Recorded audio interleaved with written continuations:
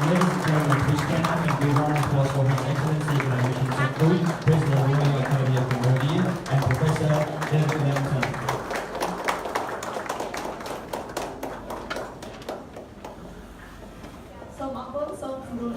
Thank you. Please be seated.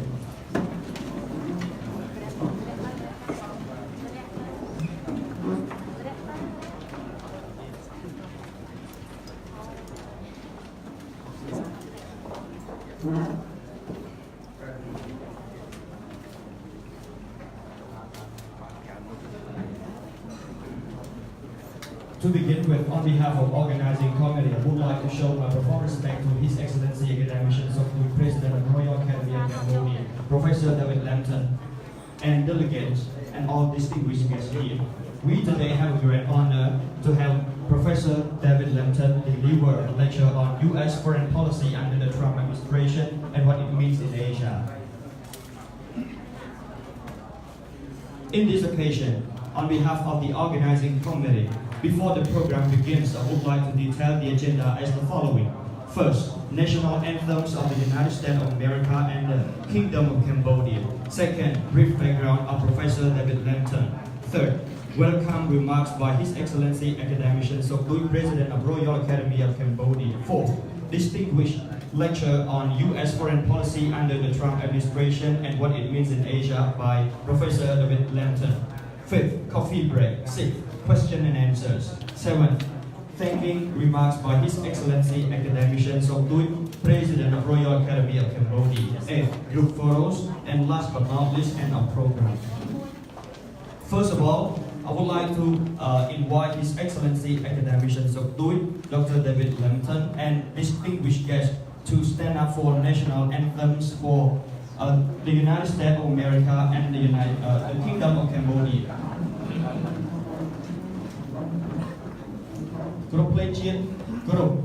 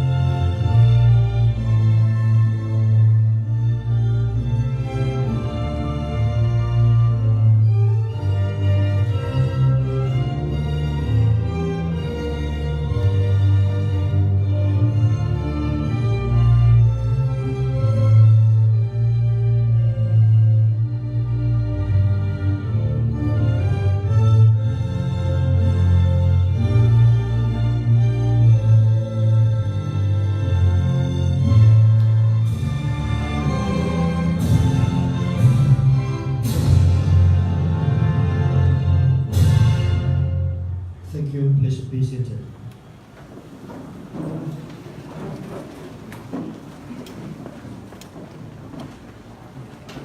His Excellency Academicians, His Excellency, ladies and gentlemen, prior to starting this program, I would like to describe a brief background of Professor David Lampton.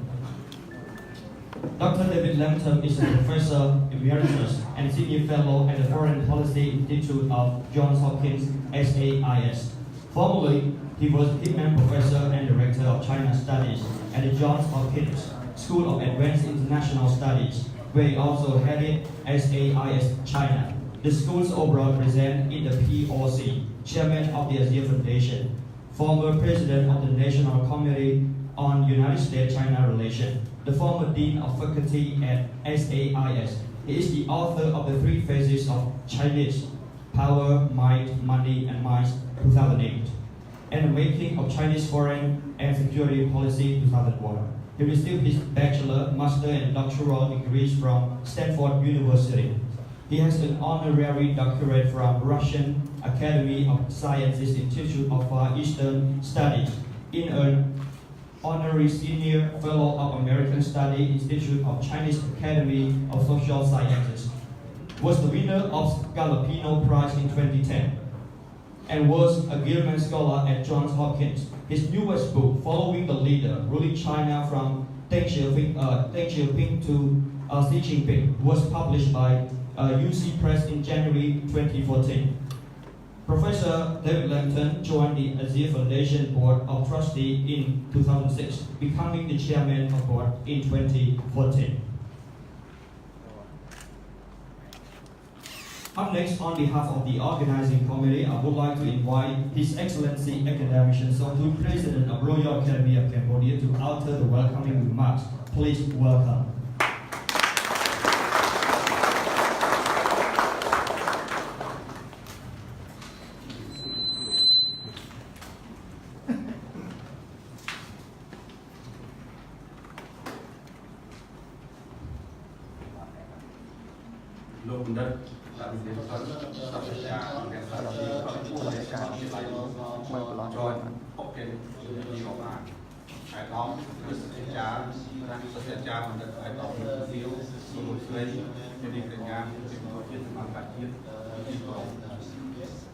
នៅពេល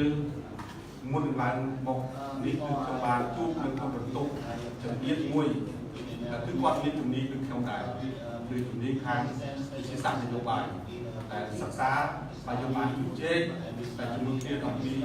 ទូនីតិនិងភារកិច្ចនៃមុខជំនាញនេះថ្ងៃនេះក្នុងនាមថ្នាក់ដឹកនាំនិងមន្ត្រីរាជការនៃវិទ្យាសាស្ត្រកម្ពុជាខ្ញុំមានកិត្តិយសដ៏ខ្ពស់សូមស្វាគមន៍យ៉ាងកក់ក្ដៅនិងថ្លែងអំណរគុណយ៉ាងជ្រាលជ្រៅចំពោះលោកបណ្ឌិតដាវីតទេតុនជាសាស្ត្រាចារ្យនិងជាអ្នកស្រាវជ្រាវដ៏ខ្ពស់នៃសាកលវិទ្យាល័យ George Hopkins នៃសហរដ្ឋអាមេរិកដែលបានចំណាយពេលវេលាដ៏មានតម្លៃបានធ្វើដំណើរតាមយន្តហោះរាប់ម៉ឺនម៉ៃនិងចំណាយពេលតាមដែលខ្ញុំហោះហើរទៅអាមេរិកគឺ24ម៉ោងអញ្ចឹងគឺដោយអត់មានសម្រាប់គឺ24ម៉ោងហើយការធ្វើដំណើរនេះគឺទូទាំងនៃការនៃអភិជាប៉ុន្តែតម្លៃនៃទំនាក់ទំនងរវាងកម្ពុជានិងសហរដ្ឋអាមេរិកគឺដល់លើចំណេះដឹងនៃវិស័យ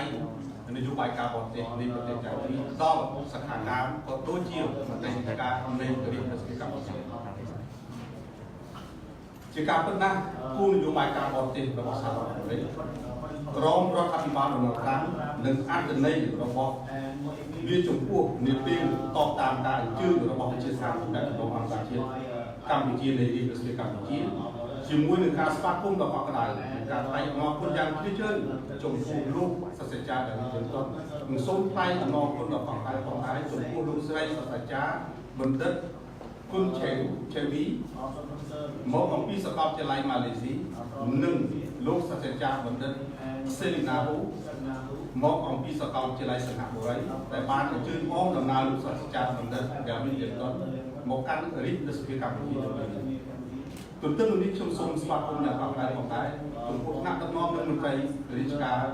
និងអ្នកស្រាវជ្រាវឯកទេសនៃរាជរដ្ឋាភិបាលកម្ពុជានិងអ្នកស្រាវជ្រាវមកពីស្ថាប័ននានានិស្សិតមកអំពីសាកលវិទ្យាល័យនិងកម្មសិក្សាការីនិងសង្ឃាការមកពីសាលាភូមិរដ្ឋបាលនិងអ្នកសារព័ត៌មានមកពីបណ្ដាញផ្សាយនានាដែលបានចូលរួមក្នុងកម្មវិធីផ្សាយបទកម្មការដែលមានអត្ថន័យនាពេលនេះហើយអង្គរដ្ឋាភិបាលលោកបណ្ឌិតលោកទាវលោកស្រីលោកកញ្ញាជាភ្ញៀវកិត្តិយសជាតិនិងអន្តរជាតិដែលបានមកកាន់កម្មវិធីបានលើកឡើងអំបញ្ញនេះលោកសាស្ត្រាចារ្យបណ្ឌិតដាវីតលៀនតុនគឺជាបច្ចុប្បន្នកំពុងរូបរបស់សហរដ្ឋអាមេរិកដែលមានបទពិសោធន៍ការងារដ៏ទូលំទូលាយនិងមានស្នាដៃផ្នែកវិទ្យាសាស្ត្ររបស់តែដោតជាពិសេស từ lứa cô thì dùng bài cao một tiếng là một sao một rồi hai lúc sau thì cha coi thì nên anh tên sắp xa phong đài đôi chia bánh hàng dùng bài cao một tiếng đôi khi này sống không chưa chết thả lúc sau thì cha đã bị dần tuần đừng chạy xuống lên bên tụi này tân được học thì sao còn nhiên cầm lấy để biết quan từ đường cung dùng bài cao một tiếng luôn tạo những quan của vật sang nâng đi trên đời cung nâng đi trên đời láiคือcung dùng bài cao một tiếng sao họ đấyเราทำบาลงกรรมหนึ่งตู้ที่เราบอกเราได้จะเป็นกับวันอาทิตย์สำหรับผู้สนับสนุนต่อคือหนึ่งปีในที่ที่องค์พิคูนโยบายเราบอกอะไรที่หักโดยจีนยืนจุดมันที่พกเนี่ยหนึ่งกู้นโยบายบอกโอบาหนึ่งกู้นโยบายเราบอกคนละกันจีการเป็นนั้นการงานต่อโดประเทศนี้ทำอะไรแล้วแต่ต่อโดกู้นโยบายปัจจัยรถทอมลุ้นคือแต่เกี่ยวกับทอมแต่ของวันละร้อนคือแต่มีการต่อโดคือมีใบของนโยบายการเราสิที่หาD3 development diplomacy and defense จึงcáiการต่างๆนั้นแต่เพื่อหรือkhôngสมัยลูกโอบามาปัจจัยลูกทรัมป์เลยจะนี่ลูกทรัมป์กอดเพื่อเป็นกิจกรรมท่องเที่ยวหรือก็ขายทา smart economy ปัจจัยยืนแต่ยืนแจกทายืนกระเล็กประวัติศาสตร์ชมชื่อแจกทาลูกศาสตราบันเดินเรื่องนี้สมัครสงครามโลกเลิกแต่ปีการเจนมาเกี่ยวไว้สงครามโลกแต่ปีการเจนมาของปีเป็นกิจกรรมพอสั้นยืนเหมือนถึงคุ้มครองประวัติเป็นกิจกรรมวันกับเสถียรเวียนตุลาในช่วงนั้นมีความปวดร้อนม้วนสังเกตที่มวยบางทุกหลายหนึ่งดอกบอลเกลือหลอกให้สังเกตเรื่องโลกที่ปีกอบทุกหลายเนื้อหลอกได้ในช่วงนั้นมีความปวดร้อน3 สัปดาห์ม้วนเจนปีประเทศโปแลนด์ให้ช่วงมอกหลอกอย่างโง่การล้างหลอกออกปีการประคุเป็นเจนลูกอิตาลีบางซ่อนในยาประชิดจุดอาลามองถ้าบอกสั้นที่อิตาลีบางกั้งของนายอิตาลีหนึ่งเพื่อเอาเศรษฐกิจอาลามองมีการที่ไหนจึงประชิดจุดอาลามองป้ออิตาลีจึงทำให้บ้านปีปลูกประเทศแต่ว่าในกรุงเทพสังคมโลกที่มีทัดในกรองการกรุบกรองระบบมาในดูจีนบารังอังกฤษจึงอเมริกแต่อัลมอนรัสเซียปัจจุบันผ่านของการกระทำอุติหอในกัมพูชีหลายเวียดนามคือกรองการนิคมบารังรีไอประเทศไทยตัวไปจะเป็นกรองอังกฤษแล้วประเทศตัวตัวตัดอิทธิพลปีอังกฤษจังหวะแต่อัลมอนมันไอ้พลังพอบอกว่าปีโบจะได้ในกัมพูชีอัดเมียนแม็กซ์ได้ดีอัดเมียนMWT ปัจจัยเป็นไอ้เวสป้าโซลเล่โมเมลัยบอกไปนะบอกรังจังแต่เพื่อเอาอาลมองมันอาจมีติดตาจังให้บ้านมีสิ่งเดียวจังการแต่สมาร์ทคือหาทางเศรษฐกิจกิจการเกิดขึ้นจังให้บ้านเกิดของการเอาไว้ดับไปบนจอบบ้านมีสิ่งเดียวคือ WTO the World Trade Economy ดับไปผมเอาเนี่ยสังเกตจังเนี่ยน้ำเนี่ยเศรษฐกิจครั้งไหนไอ้เต็มที่ไปใจนั้นเลยพายจะเกี่ยวกับแน่นในกิจกรรมที่ทำจังเกี่ยวกับการดูWTOนี่ดับไปกัดมันทอยสังเกตปัจจัยตัวจะเป็นโดนรั้งก็อาจเป็นจังไงนะมันบอกว่ายุโรปมันบอกว่าแคนาดาก็มีปัญหาไอ้แล้วนี่ฟันตู้สังเกตอย่างทุ่มตามแต่จำตามร้านคือจุดมวยนั้นจันหายมุกิจุดมวยนั้นทูปีวันนี้โอเคอันนี้ยึดดังตลอดนี่ยังรอได้ให้น้องเนียมตรงนี้ของน้องเรื่องจุ่มมือเรื่องอาศีเรื่องการดาวลูกครั้งมีการสิทธิเสรีนี้เราสารลูกทั้งคู่มีปัญหากิจกรรมชนะมันไม่เป็นกิจกรรมเสรีพยายามที่รัฐบาลเราทำก็มึงยกจัดตุกดันหนึ่งความตัวสังคมหนึ่งวัตถุว่าเราเป็นครั้งให้รัฐบาลก็มึงเสริมยิ่งจำนำอารมณ์từการลึกสู้สถาเปียกทุกสถาบันรู้จีระบบลูกโอบามาได้แต่ยังนาต่อดาวชาเราไปหนึ่งใต้มึงบอกบางอาศีหลายที่จะจับผู้วิจารณ์ได้ នៅក្នុងប្រវត្តិសាស្ត្ររបស់អាមេរិកក្រោយពីសង្គ្រាមស៊ីវិលមិនដែលប៉ះពាល់សង្គ្រាមទេអាមេរិកគេផុតទាំងអស់សង្គ្រាមលើកទី1ក៏អាមេរិកគេផុតសង្គ្រាមលើកទី2ជួបប្រទះជាមួយនឹងជប៉ុនបានបើកយន្តហោះទៅទម្លាក់គ្រាប់បែកនៅកោះហាវ៉ៃក្នុងរដ្ឋហូនូលូលូពេលនោះសង្គ្រាមបានទូឡើងដូច្នេះមេរៀនរបស់សហរដ្ឋអាមេរិកសំខាន់ណាស់ការទុកនៅអាស៊ីបូព៌ាគឺមានចិនមានកូរ៉េនិងមានជប៉ុនព្រោះជប៉ុនបានឲ្យមេរៀនមួយដល់ទូចត់ចំពោះសហរដ្ឋអាមេរិកហើយសហរដ្ឋអាមេរិកក៏ឲ្យមេរៀនមួយយ៉ាងទូចត់ជាមួយជប៉ុនដែរនៅថ្ងៃទី6និងថ្ងៃទី9ខែសីហាឆ្នាំ1945គឺគ្រាប់បែកប៉ារ៉ាម៉ាណូបានធ្លាក់នៅទីក្រុងហេរ៉ូស៊ីម៉ានិងណាហ្គាសាគីដើម្បីបញ្ចប់សង្គ្រាមអានឹងយើងគិតមើលបែបហ្នឹងទាំងអស់គ្នាដើម្បីឲ្យឃើញអំពីទស្សនវិជ្ជាជារួមនៃនយោបាយការបរទេសអញ្ចឹងសហរដ្ឋអាមេរិកស្អីដែលជាបញ្ហារសើបរបស់អាមេរិកនៅក្នុងសតវត្សថ្មីនេះមិនមែនកម្ពុជាទេមិនមែនថៃទេដែលជាការព្រួយបារម្ភគឺកូរ៉េខាងជើងដែលផលិតអាវុធនុយក្លេអ៊ែរអាវុធប្រឡាយលោកកូរ៉េខាងជើងមិនគោរពរដ្ឋធម្មនុញ្ញណាទាំងអស់ហើយមិនគោរពច្បាប់អន្តរជាតិទៀតដូច្នេះទាំងអស់នេះសុទ្ធសឹងតែជារនាំងដែលសហរដ្ឋអាមេរិករៀបចំទប់ទល់ទៅនឹងកូរ៉េខាងជើងហើយកូរ៉េខាងជើងគឺនៅជិតរដ្ឋហូនូលូលូកោះហាវ៉ៃដែលជាប្រជុំកងទ័ពរបស់អាមេរិកខែជើងទៅនៅក្នុងចំណុចនេះខ្ញុំគ្រាន់តែគូបញ្ជាក់បន្ថែមទៅលើអ្វីដែលជាបទបង្ហាញបាទនៅក្នុងនេះយើងបានឃើញហើយថាពិភពលោកស្ថិតនៅក្នុងបែបមាត់ឆ្លោះនៃសង្គ្រាមខណៈដែលពាណិជ្ជកម្មរវាងសហរដ្ឋអាមេរិកជាមួយនឹងអឺរ៉ុបជាមួយកាណាដាពិសេសជាមួយចិនឥណ្ឌាដែលសុទ្ធសឹងជាមហាយៈអាស៊ីដែលកំពុងចាប់សេះទៅហើយបាតុភូមិនេះគឺពិតជាមានអាហារនិភ័យធំណាស់ចំពោះសេដ្ឋកិច្ចពិភពលោកដូច្នេះសហរដ្ឋអាមេរិកនិងតាមប្រទេសទាំងនោះគួរតែរកដំណោះស្រាយដោយសន្តិវិធីក្នុងស្ថានភាពឈ្នះដើម្បីបញ្ជាឲ្យបាននៅអាហារនិភ័យទាំងនេះដើម្បីវិបត្តិសភាពពិភពលោកកន្លែងនេះយើងត្រូវគិតទាំងអស់គ្នាថាមានជាតិសាសន៍ណាមួយយើងនិយាយភាសាខុសគ្នាប៉ុន្តែគ្មានជាតិសាសន៍ណាមួយដែលយំមិនហូរទឹកភ្នែកទេឥឡូវអមមើលជាតិសាសន៍ណាមួយដែលយំមិនហូរទឹកភ្នែកហើយគ្មានជាតិសាសន៍ណាមួយដែលគ្មានស្នាមញញឹមទេត្រូវតែមានស្នាមញញឹមហើយគ្មានជាតិសាសន៍ណាមួយដែលមិនត្រូវការអុកស៊ីហ្សែនត្រូវការអុកស៊ីហ្សែនទាំងអស់នេះគឺត្រូវការសន្តិភាពគឺជាមូលដ្ឋានគ្រឹះនៃទំនាក់ទំនងនយោបាយការបរទេសដូច្នេះខ្ញុំជឿជាក់ថា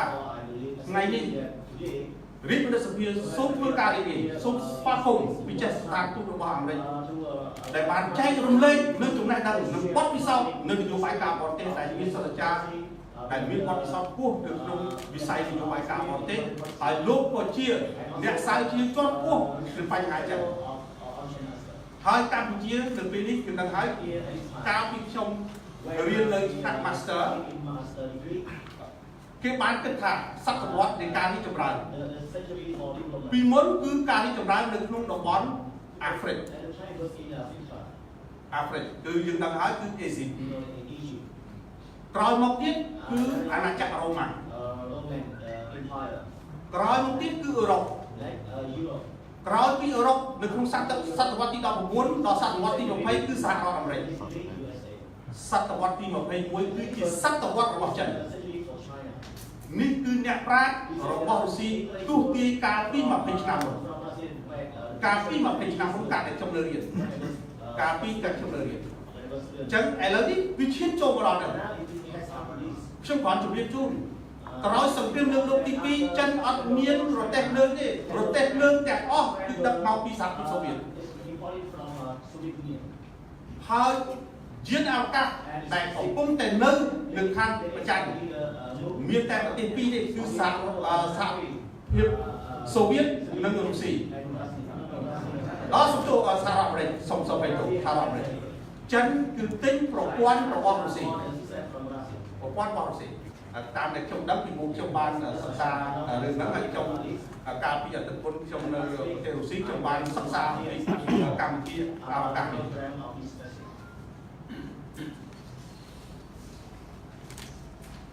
អាយដាមបណ្ឌិតសភាចារលោកសាស្ត្រាចារ្យបណ្ឌិតលោកជំទាវលោកស្រីវិនិកញ្ញាជាជាតិបណ្ដាជាតិទាំងអស់ជាទីគោរពនិងជាទីរាប់អានខ្ញុំសូមនិយាយដោយត្រង់នៅពេលនេះគោលនយោបាយការបរទេសមហាអំណាចថាបង្ខំឲ្យប្រទេសតូចតាចជ្រើសរើសនៅក្នុងចំណោមពួកគេនឹងរួចឲ្យប្រទេសតូចតាចស្ថិតនៅក្នុងការភាពឈ្នះចាញ់ឬការចាញ់ឬក៏ចាញ់ឬក៏សឹងតែមិនមានជម្រើសជាក់ស្ដែងកម្ពុជាបានឆ្លងកាត់សង្គ្រាមមានអ្នកខ្លះនិយាយថាចូលអ្នកទៅមើលនៅអាស៊ីកណ្ដាលឬក៏អាស៊ីមកគេថា Middle East កម្ពុជាអត់ទៅមើលទេអ្វីដែល Middle East ដើរនេះកម្ពុជាបានដើររួចទៅហើយសេចក្តីសុខរបស់កម្ពុជាគ្មានមហាអំណាចណាមួយមករកឲ្យកម្ពុជាទេមានតែការបំផ្លាញរបស់មហាអំណាចមានចិនមានរុស្ស៊ីមានអាមេរិកតែកម្ពុជាកំពុងតែដោះមីនជារៀងរាល់ថ្ងៃទាំងអស់នេះតែសុទ្ធសឹងតែមេរៀនដ៏ជូរចត់របស់កម្ពុជាអត់ចេះធ្វើមីនទេកម្ពុជាអត់ចេះធ្វើអាវុធទេអាវុធទំនើបទាំងអស់នេះឲ្យខ្មែរចែកគ្នាបាញ់គ្នាបង្ហូរឈាមខ្មែរដោយសារតែមហាអំណាចដូច្នេះកម្ពុជាត្រូវតែមានជំរឿននិងជ្រើសរើសឲ្យខ្លួនឯងដើម្បីសន្តិភាពសម្រាប់ប្រទេសរបស់ខ្លួនដូចគ្នានេះដែរអតីតប្រទេសនៅក្រោមអាណានិគមប្រទេសជាតិប្រទេសកម្ពុជាបានផ្នែកផ្នែកស្វែងរកអត្តសញ្ញាណជាតិរបស់ខ្លួនប្រទេសនេះបានឆ្លងកាត់តាមរយៈរាប់ទសវត្សរ៍នៃសង្គ្រាមអំពើឃោរឃៅទ្រង់ទ្រាយធំនិងភាពបត់ខាតនានាដើម្បីសម្រេចឲ្យបាននូវសន្តិភាពមួយដែលប្រហាក់ប្រហែលទៅនឹងការរំលោភប្រទេសកម្ពុជាបានបន្តតស៊ូរហូតដល់សព្វថ្ងៃប៉ុន្តែប្រសិនបើមានវេលាណាមួយដែលគេទទួលយកអំពីប្រទេសកម្ពុជានោះគឺគួរតែភាពជោគជ័យនៃគោលនយោបាយក្នុងស្រុកនិងការបរទេសដែលមិនអាចសម្រេចបានទៅតាមរយៈការយ៉ាងដាច់អហង្ការណាមួយគឺគោលនយោបាយឬការសម្រេចចិត្តនោះទេប្រទេសមួយមិនអាចវះកាត់អំពីប្រវត្តិសាស្ត្ររបស់ខ្លួនបាននោះដែរប៉ុន្តែប្រទេសនោះក៏មិនចាំបាច់ស្ថិតនៅតាមការជាទាសករនៃប្រវត្តិសាស្ត្ររបស់ខ្លួនដែរអាយដាមបណ្ឌិតសភាចារសាស្ត្រាចារ្យបណ្ឌិតអាយដាមលោកស្រីនាងកញ្ញាជាភ្ញៀវកិត្តិយសជាតិទាំងអស់បាទជាថ្មីម្ដងទៀតក្នុងនាមថ្នាក់ដឹកនាំនិងជាមន្ត្រីនៃរាជរដ្ឋាភិបាលកម្ពុជាខ្ញុំបាទសូមថ្លែងអំណរគុណយ៉ាងជ្រាលជ្រៅចំពោះលោកសាស្ត្រាចារ្យបណ្ឌិត David Lampton ដែលបានចំណាយពេលវេលាដ៏មានតម្លៃហើយជឿនធ្វើបទកថាដ៏មានអត្ថន័យដ៏ជ្រាលជ្រៅនាពេលបន្តិចទៀតនេះខ្ញុំសូមថ្លែងអំណរគុណនិងសូមឲ្យលោកសាស្ត្រាចារ្យធ្វើបទបង្ហាញហើយជាចុងបញ្ចប់នេះសូមថ្លែងអំណរគុណយ៉ាងជ្រាលជ្រៅនិងជូនពរឲ្យលោកសាស្ត្រាចារ្យបង្ហាញហើយសង្ឃឹមថាសហការនឹងទទួលយកនៅចំណេះដឹងល្អពីលោកសាស្ត្រាចារ្យខ្ញុំសូមគោរពអញ្ជើញលោកសាស្ត្រាចារ្យ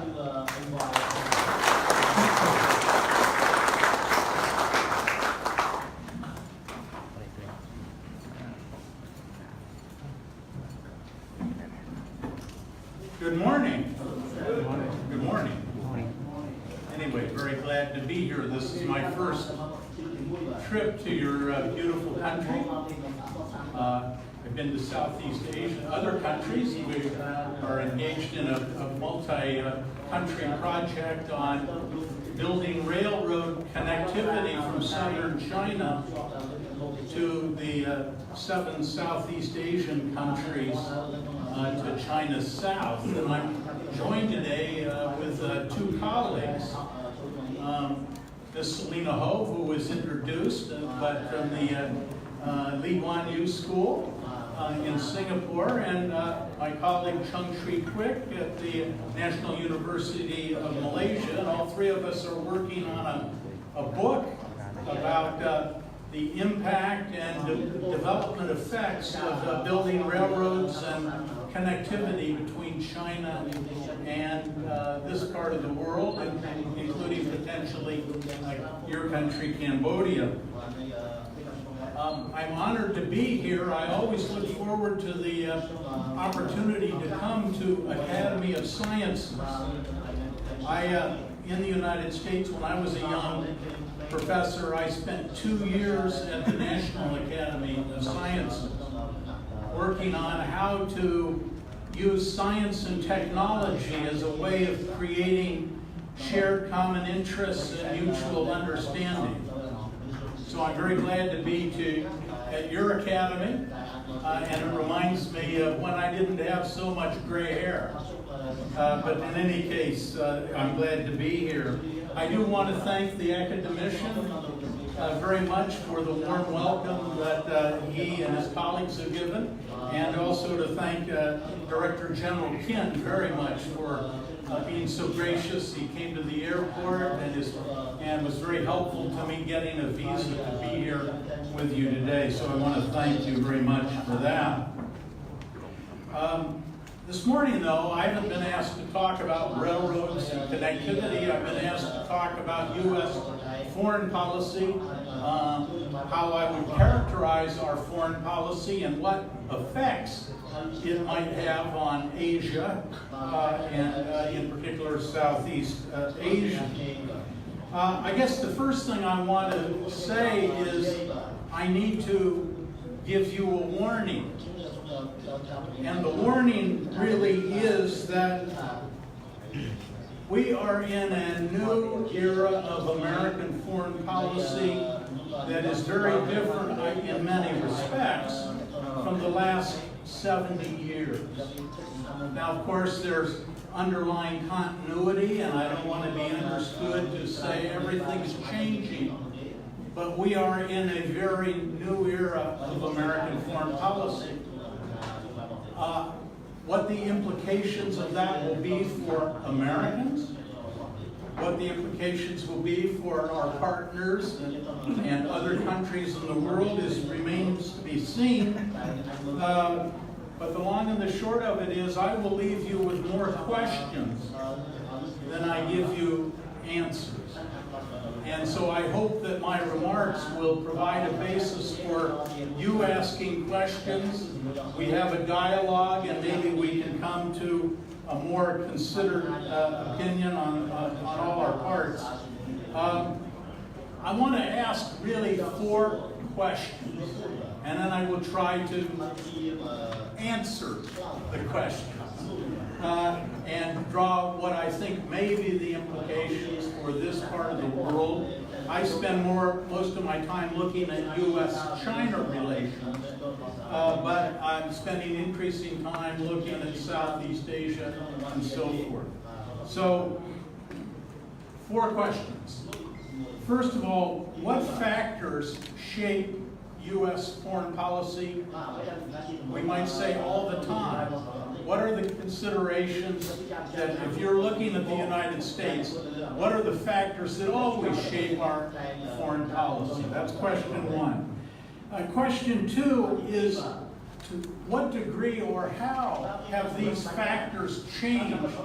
let us say, in the last few years? And I should tell you that not everything changed suddenly with Mr. Trump. Some of the changes I'm going to describe began before Mr. Trump. But I would say President Trump has accelerated and moved in new directions. But I don't want to be understood to say everything changed on January 20th of last year. Third question, those changes that I've identified, how are they affecting our policy? So what factors affect policy, how have they changed, and what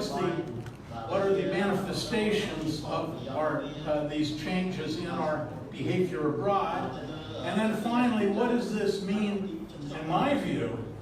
for Asia? What should you be looking at, and so forth? So, question 1. what factors always shape U.S. policy?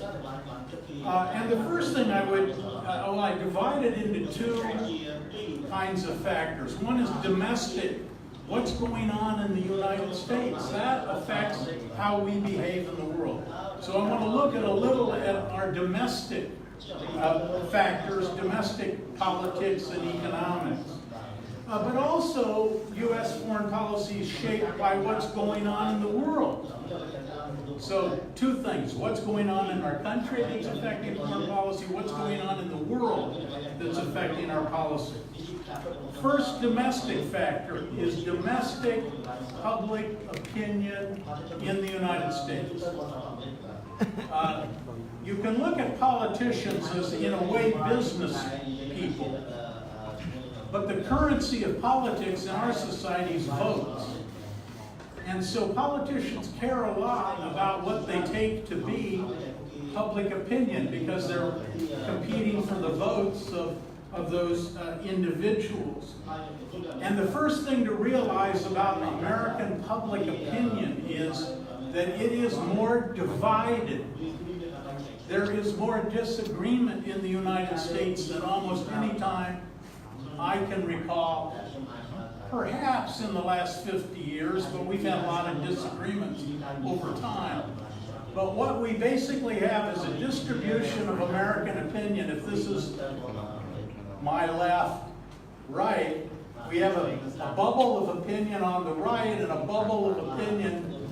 on the left, and they don't agree about what our policy, our foreign economic policy be, our foreign security policy, and so on. So the first big change is the United States has become more bipolar in its distribution of public opinion. And so politicians on one side find it very difficult to reach compromises with the other body of opinion. It's much easier when most public opinion is in the center, and then politicians compete for that big bubble of opinion in the center. But the center in our politics has become smaller, and what you might call the extremes have become bigger, and therefore it's very difficult to produce consensus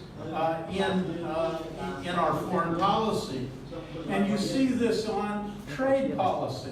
There's a substantial body of opinion in the U.S. that thinks globalization and free trade and low tariffs were not in their interests. And certainly President Trump reflects it. Another attitude in the United States that's rather different from the past is towards alliances. Traditionally, we place, and I think we still do, place importance in our alliances, but many Americans have come to believe that our alliances are not carrying an adequate burden of cost and manpower that would be fair and equitable. Opinions towards China are changing as China becomes more powerful and occupying a bigger and bigger economic space in the world. So factor one that begins to account for U.S. foreign policy is how our public opinion has changed and how it's become more divided. And I know many people look at American foreign policy and say, well, it's not consistent. Well, one reason it's not consistent is because there are two rather different bodies of opinion about most issues, and politicians are sort of breeze watchers, watching where they can gain support, and they'll keep moving as their assessment of what is in their interest changes. Second big factor, I think, is I'm a great believer that personalities matter. Who your leaders are. I mean, I don't mean in the superficial sense, but how they think about dealing with other people. How much do they know about the world? What kinds of political strategies do they use? And I'm not a partisan person. I'm basically not a Republican or a Democrat, but I think it's fair to say that President Trump is a very different kind of leader than Mr. Obama was.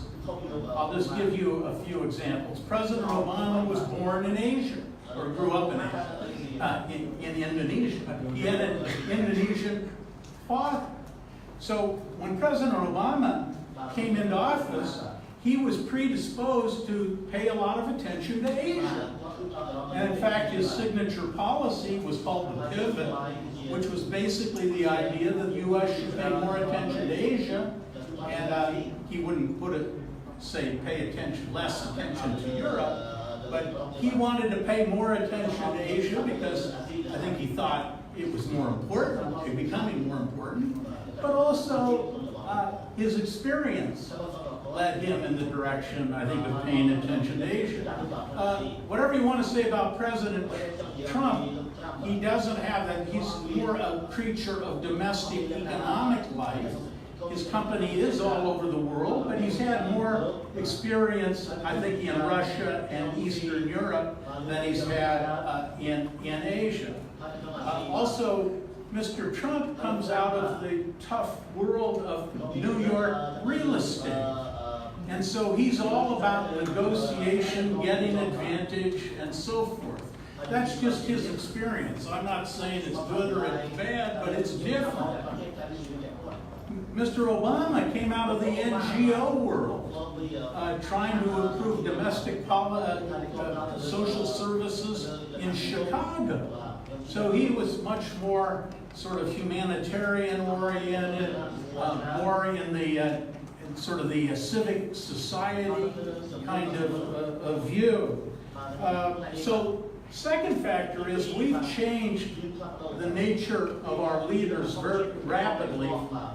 in this case from Mr. Obama to President Trump. And our policies reflect, I think, that change in experience that we have. Certainly another, I think, domestic factor that's very important is we have really sort of three groups of institutions, or I should say 4 groups of institutions. We have the executive branch and the legislative and the judicial and the judicial branch, executive, legislative, and the balance of power has changed among those institutions. When President Obama was president, the Congress was in the hands of the other party. Mr. Obama had to take into account that he had to get congressional support, even if it wasn't always exactly what he wanted to do. Mr. Trump has essentially, the legislature is in his party, and his freedom of maneuver is much greater. So we've had a sort of change in the distribution of power across our institutions. And what's interesting is now our legislature seems internally divided and not willing to really oppose the president. So the president now, in a funny way, President Trump, is less constrained than Mr. Obama was. So you've had a change in sort of the relative weight of our different institutions. So what does this all add up to be? It adds up that we now have a president who in some sense is stronger, has less experience with foreign policy, and is much more of a negotiator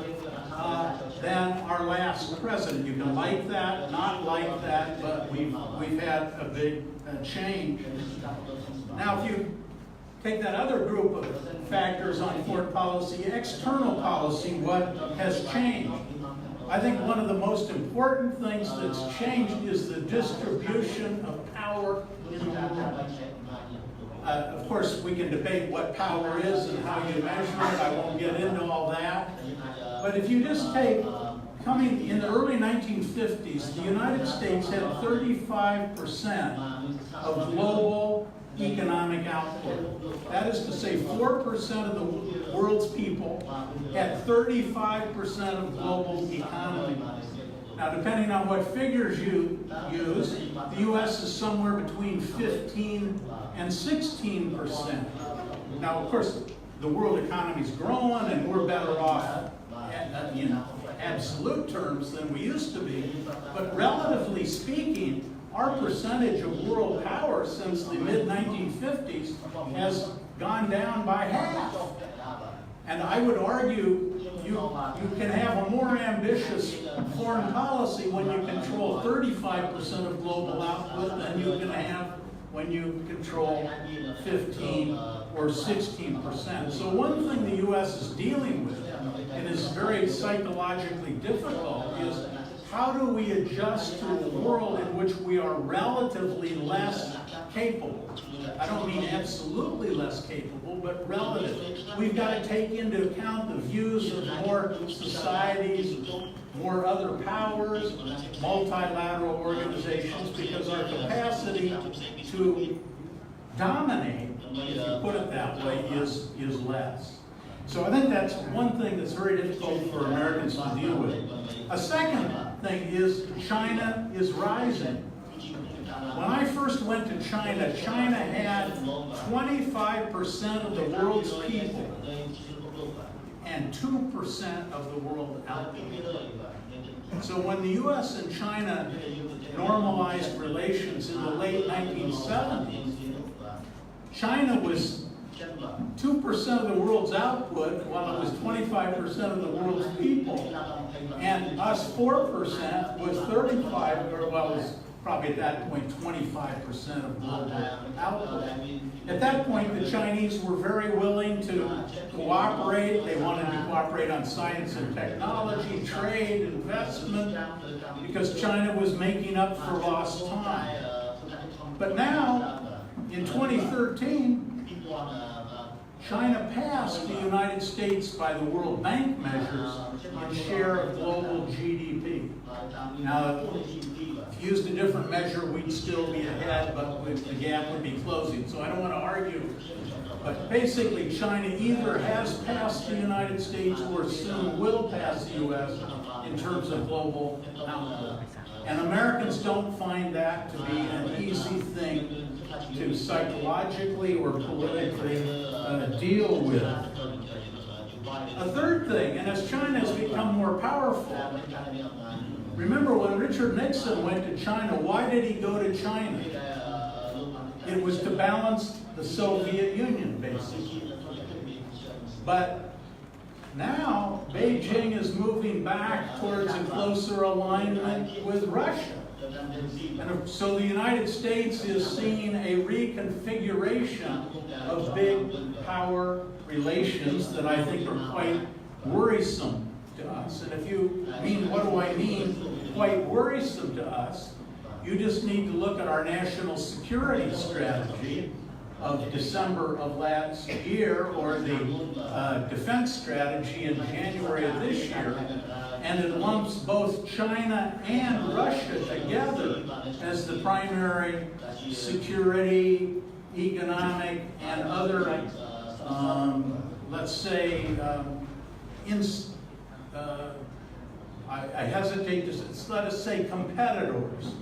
But what I really mean is adversaries. I think we're headed in that direction in terms of our strategic documents. So what are some of the manifestations of that? You now see the United States and China upping their military budgets substantially. China's been doing it for a long time, but the U.S. has now just fairly dramatically increased its defense budget, aimed explicitly less at terrorism now and more at the Russians and the Chinese. You see Japan and our allies, particularly Japan, worried about its own security in the face of China's rise. And so it creates a defense ministry. For the first time since World War II, it's selling weapons externally, developing its own arms industry very substantially. We see Japan cooperating with Australia and others in security cooperation and so forth. So the long and the short of it is that the biggest change, I think, in the international environment has been the shift in power. And all of the countries in this region are beginning to adjust, as is the United States, to that change. Now, So if we take those domestic changes and we take those international system changes, how is this getting reflected in our foreign policy? I said that this is a new era that we haven't seen in U.S. foreign policy in 70 years. So how is the policy different? And I think there's a lot to be said, and I have to be a little sort of simplistic, but I would say that the first thing that all this implies is the very foundations of U.S. foreign policy since World War II are changing. Now, how durable that would be if we got a new president, a new constellation of forces in the U.S., maybe all this isn't permanent. But I think we have to at least try to analyze where we are. First thing that's changing is the U.S. relationship with its allies in this region. Now, I think both President Obama and President Trump at one level want to keep our alliances stable. I'm sure they do. But the long and the short of it is now our allies are increasingly going their own way. What do I mean? I'll just give you some examples. Japan. When the U.S. under President Trump pulled out of the Trans-Pacific Partnership, Japan said, well, we're going to go ahead. If the U.S. wants to later join, fine, but we're going ahead with our, will be the Trans-Pacific Partners 11 rather than 12. And the U.S. may or may not ever join that. The Japanese would be, I think, happy if we did, basically. But if we don't, our allies are still going in their own direction. If you say another aspect of U.S. policy, attitude towards multilateral organizations and free trade arrangements. President Trump is now questioning the WTO, the North American Free Trade Association, our bilateral trade arrangements with the Republic of Korea, putting tariffs on our own allies and so forth. So I think this is a very much less multilateral oriented government. I suppose the way you would put it, more unilateral kind of government than I think almost any government we've had since the late 1940s. Another, I think, reflection of policy, of all the factors I talked about, is the U.S. foreign policy now is much more volatile. I hesitate to say undependable, but let's say hard to predict. And what do I mean by that? Just look in the last year what U.S. policy has cycled through on North Korea. We started out by fire and fury threatened against the North Koreans.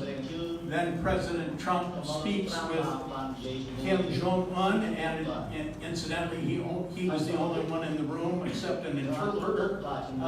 with the Korean leader. But in any case, he's now back to, and then after that summit, he came out and said there's no longer a significant danger of nuclear. There isn't a nuclear danger anymore. Well, any one of his policies one could understand, but as a sequence,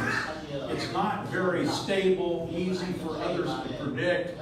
There's not much certainty about where U.S. policy will be a month or a year, much less 10 years down the track. So,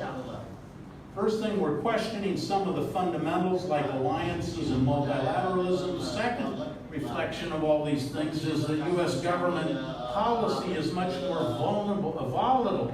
I think, than it's been in the past. Just to give you one other example, Taiwan policy. Even before he became president, he received a call from the President Tsai Ing-wen in Taiwan.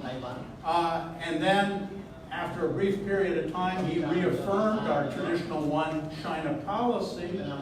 But now, between him and Congress, we are tightening up our interaction with Taiwan once again. China is very unsure at this point what is the exact nature of our one China policy and where is it headed. We just passed an act, and it's complicated, but it's called the Taiwan Travel Act. It's entirely possible that we will invite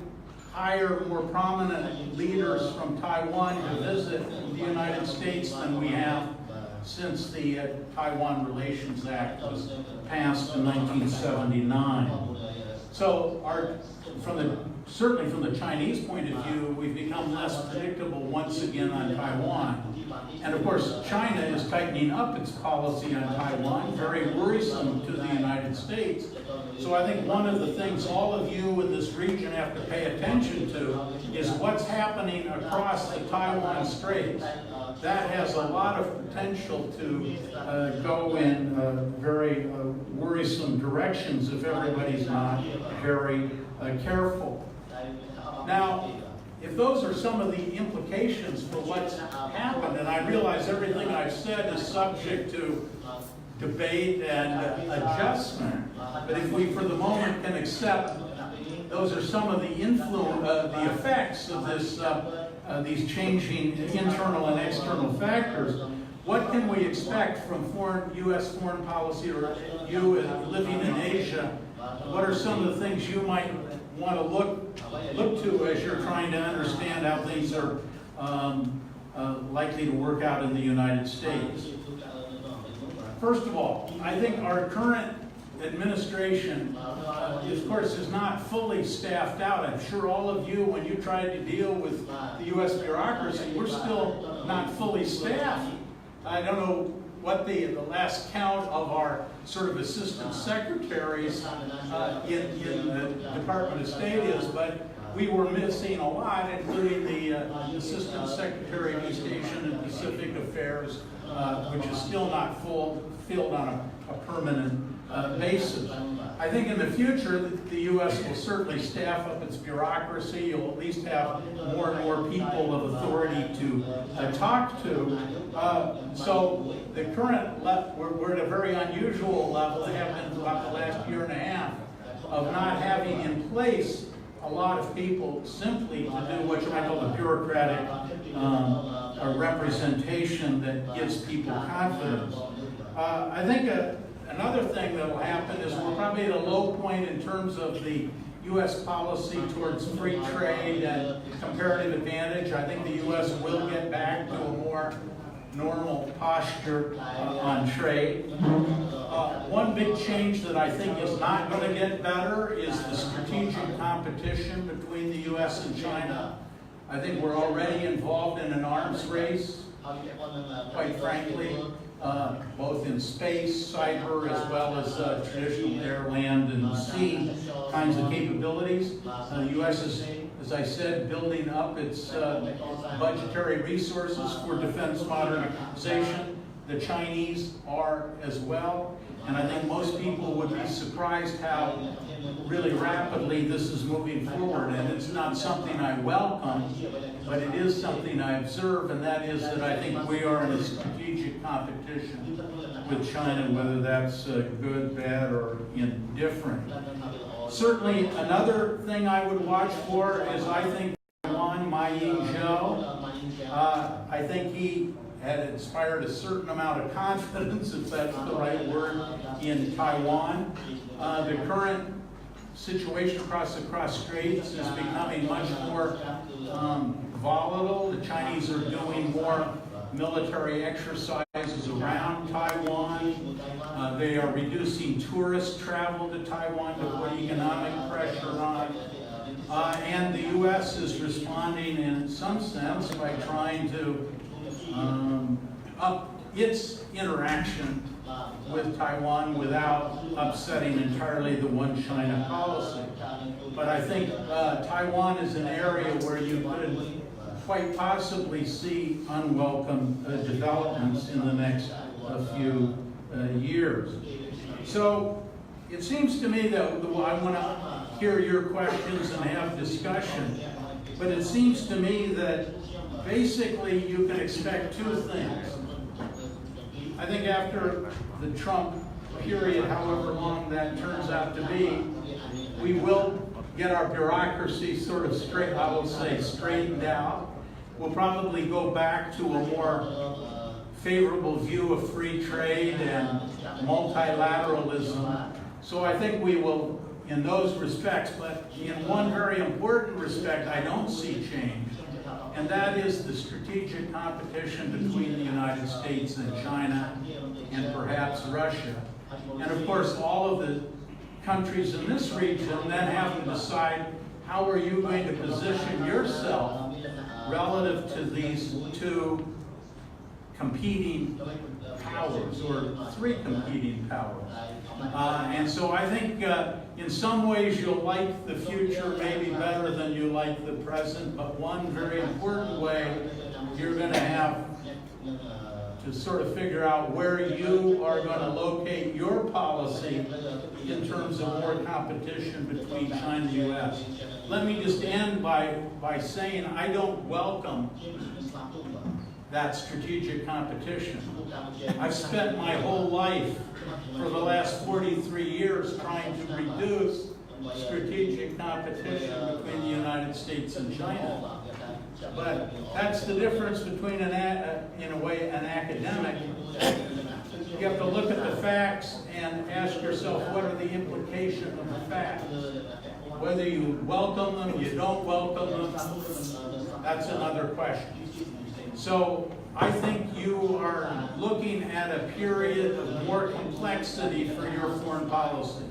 A growing, more powerful China, a U.S. that wants to stay involved in this region will, but has a declining share of global power. And my own advice to my own country is if we want to regain the role we had, then we have to get our own house in order and we have to increase our economic strength. If we keep losing share of global GDP,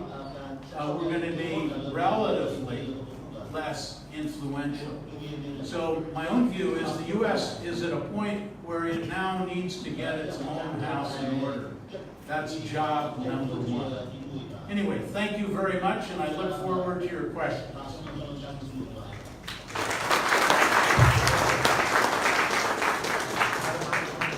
I'd like to express our great thanks to Dr. David Lampton for his fascinating lecture. His Excellency Academician, His Excellency, ladies and gentlemen, before moving to the Q&A session, I would like to invite His Excellency Academician, His Excellency and distinguished guests to have some refreshment outside the hall. Please.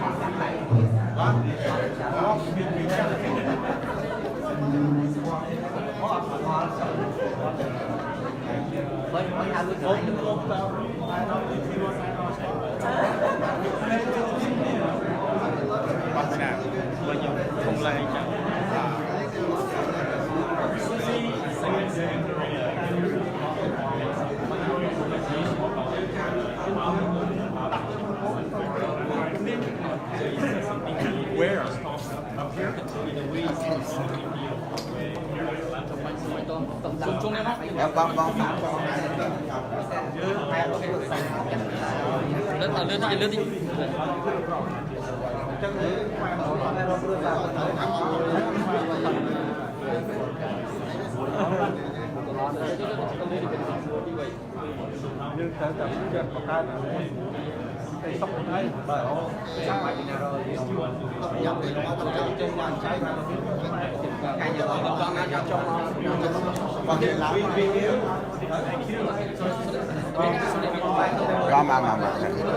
bảy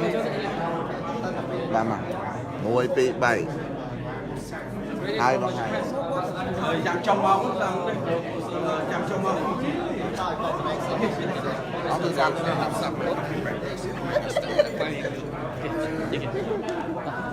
vui chơi thấy nó hay phan rồi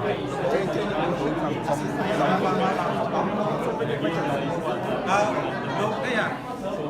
chưa chạy nó hay lại chào bong xong muốn không bong xong muốn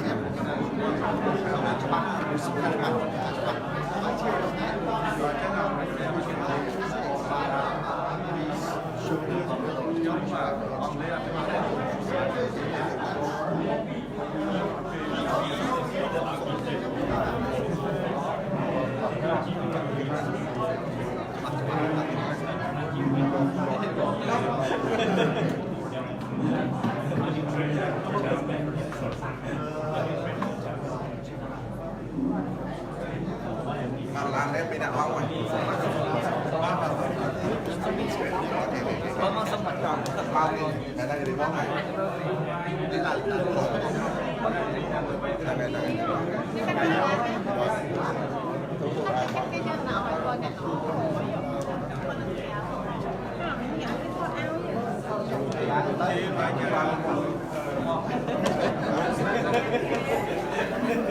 cái bỏ cái kim này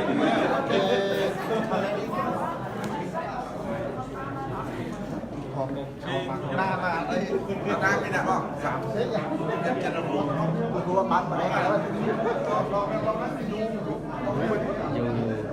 chung kia mà trong môi nó bắn bỏ lai rồi làm trong môi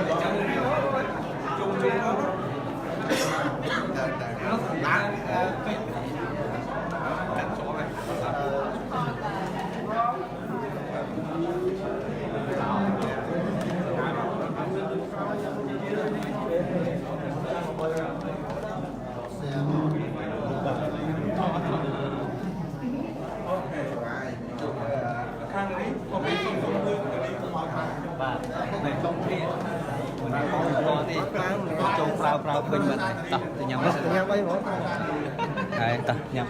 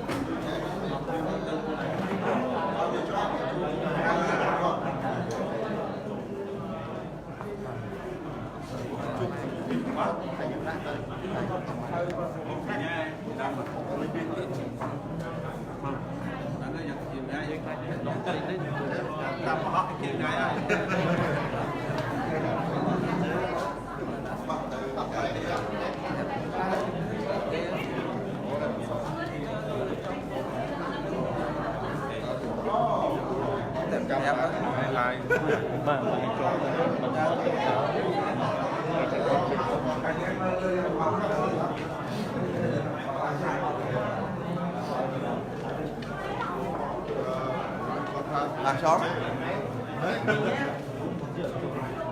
bắt tay mình chơi sân nó chậm chậm rồi quạt bùng lái á nghĩa tí của nó còn lái à chọt lái nhưng mình nó đánh quạt trong cặp sân đó là ok cho lý đa nghĩa tí của nó chúng ta nghĩa tránh những mắt cho lấy mắt trong chốt bán để làm bên này và học chồng đô la này tập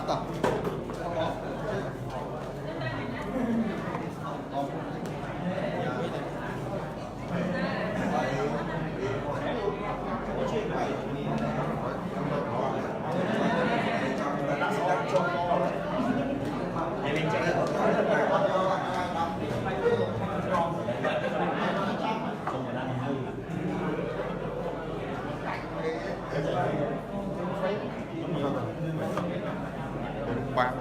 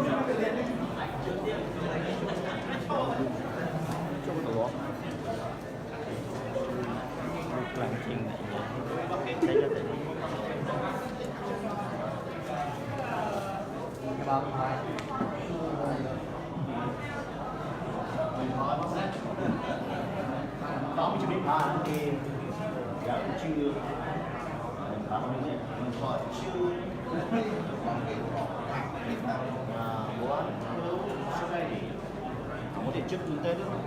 trước khơi chỉ muốn nhé này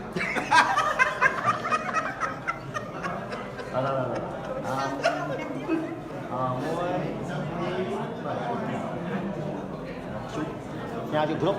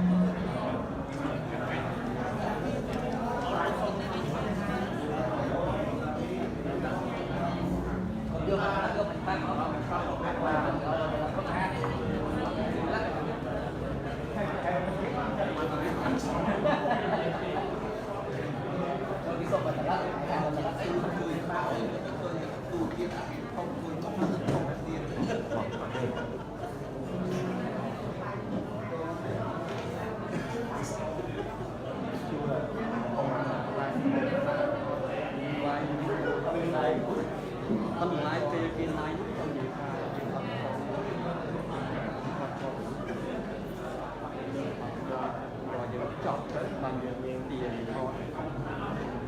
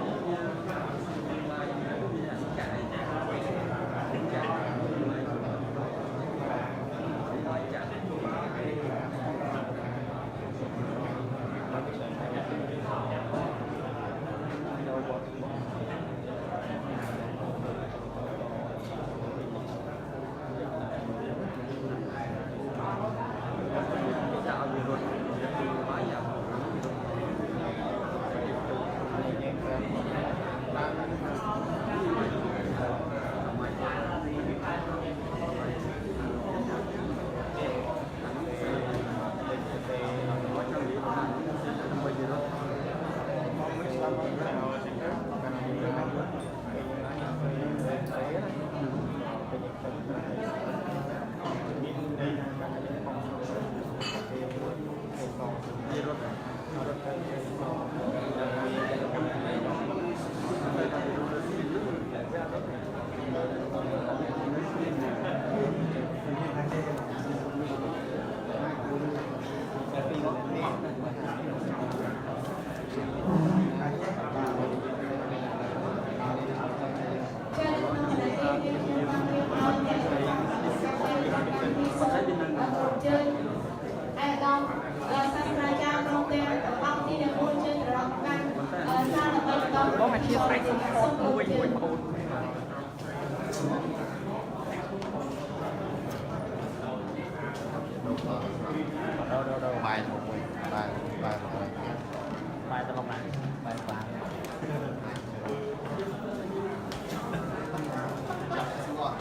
video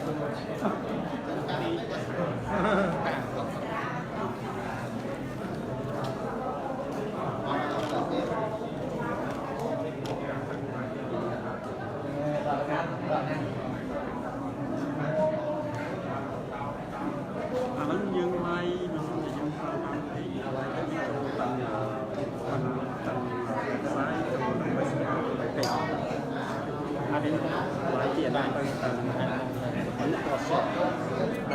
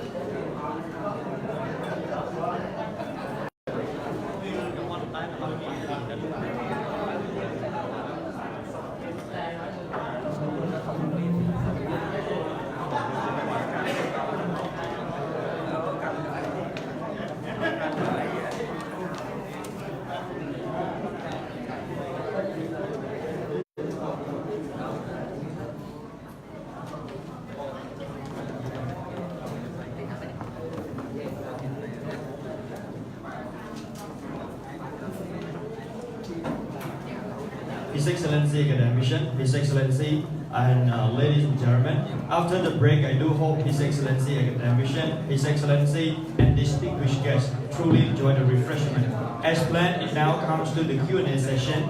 For the time being, should ladies and gentlemen have any inquiry, please raise your question to our guest speaker. What is more, please introduce yourself, your name, and your institution. And be noted, this session lasts only 30 minutes, so please. ចឹងដូចបានខាងសម្របខ្លួនកម្មវិធីបានប្រាប់ហើយថាការណាចាប់ផ្ដើមសួរសំណួរសូមបង្ហាញអំពីឈ្មោះនិងស្ថាប័នរបស់អ្នកណា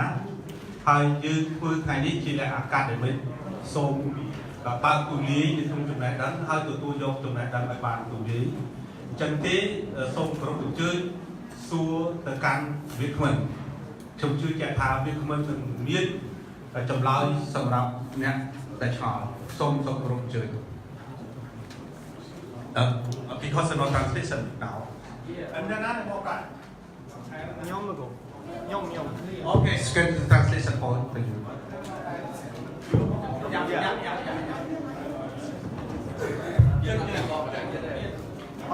bọt được bọt đó bọt chọc ấy giống như Okay. Hello. bọt xuồng. Hi, good morning, Dr. David Lampton. Good morning, Dr. David Lampton, and good morning, Dr. Snoop, the head of the Cambodian Royal Academy. My name is Aitan. I work for the government as a press officer for the press department. But today, I'm asking you, in my capacity as an academic researcher, given the fact that I have been working for a number of months, I would say, the entire topic on Cambodia-US relations in the context of China. My question to you is very simple, because given the fact that you have spent more than 40 years in terms of the US-China relation in the strategic competition, my question to you, where Cambodia should position herself in the context of the US-Cambodia relations in the midst of the China growing influence in Cambodia? I'm going very specific because I cannot go all over the places, because this is my first question. My second question is, where's, you may give me the, as lengthy answer as much as you can. My second question is, where do you see the opportunity and challenges for Cambodia and US? Thank you.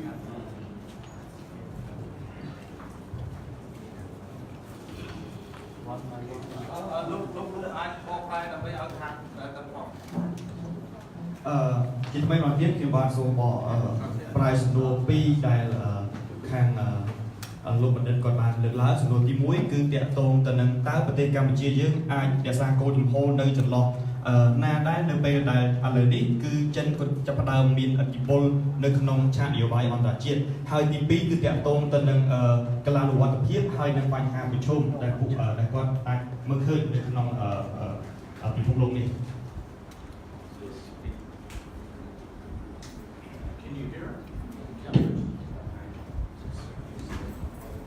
Okay, two questions. I interpret the first question to really be, in light of U.S.-China relations, where should Cambodia position itself? Is that a fair understanding of your question?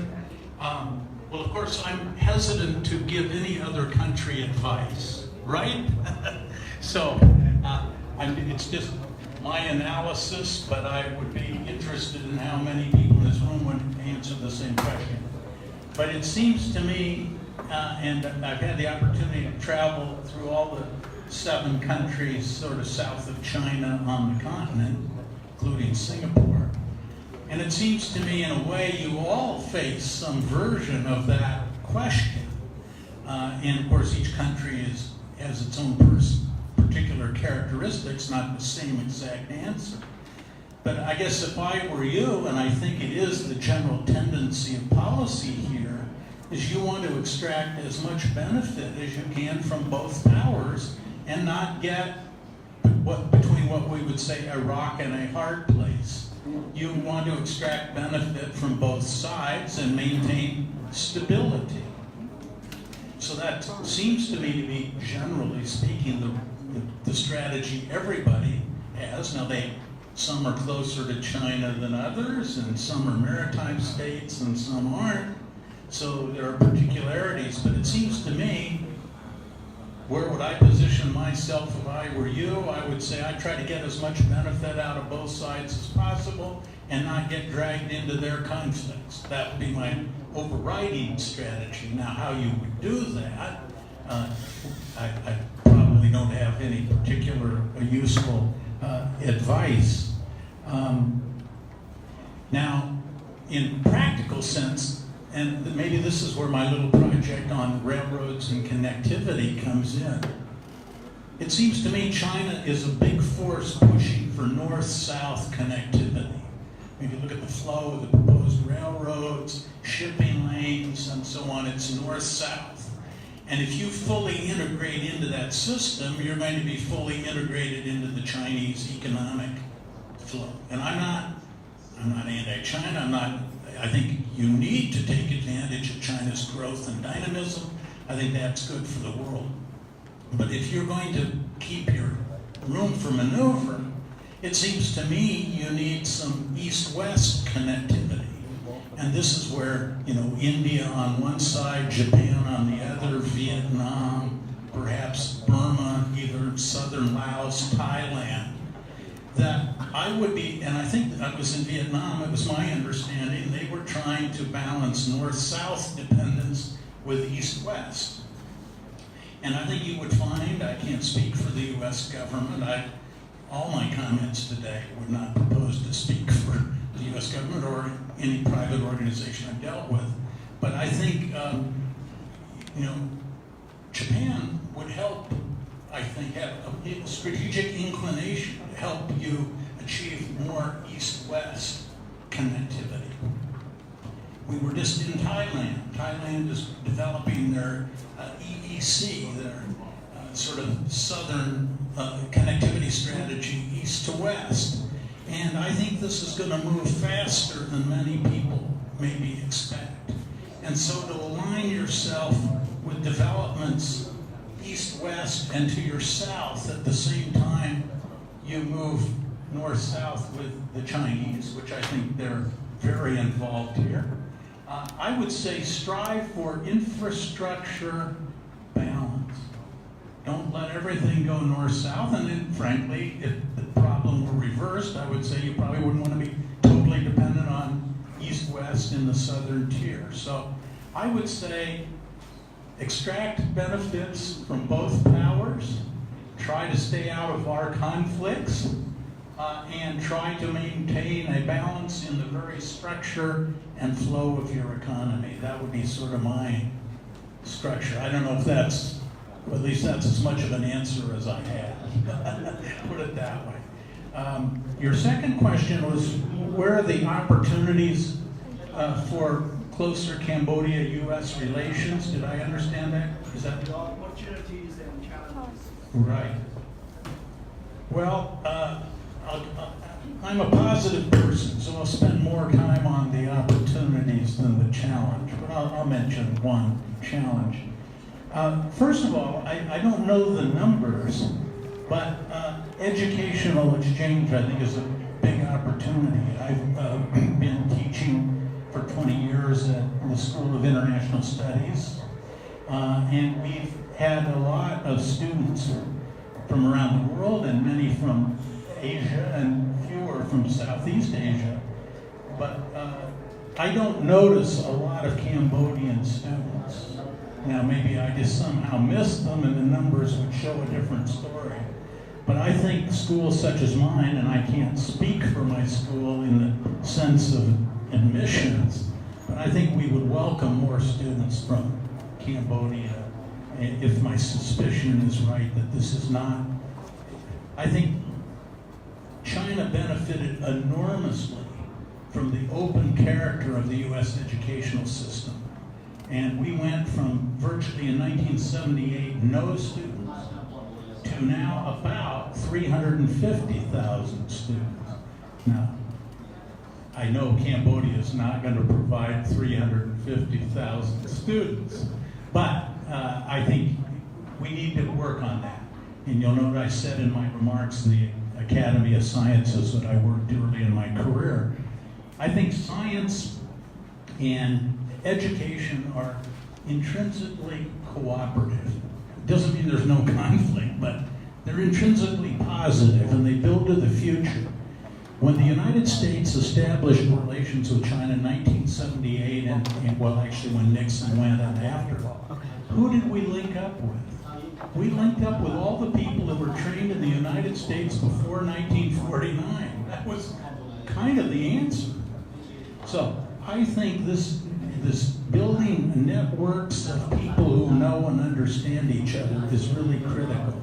So I would say educational and scientific exchange would be a positive area to move in. A second area is a little more difficult, but at least in concept, I think it. Remember, I said you just asked me what your strategy should be given U.S.-China relations, I said, get in the middle, balance, and build an infrastructure that's balanced. Well, I think the United States, working with its allies, Australia and Japan and so on,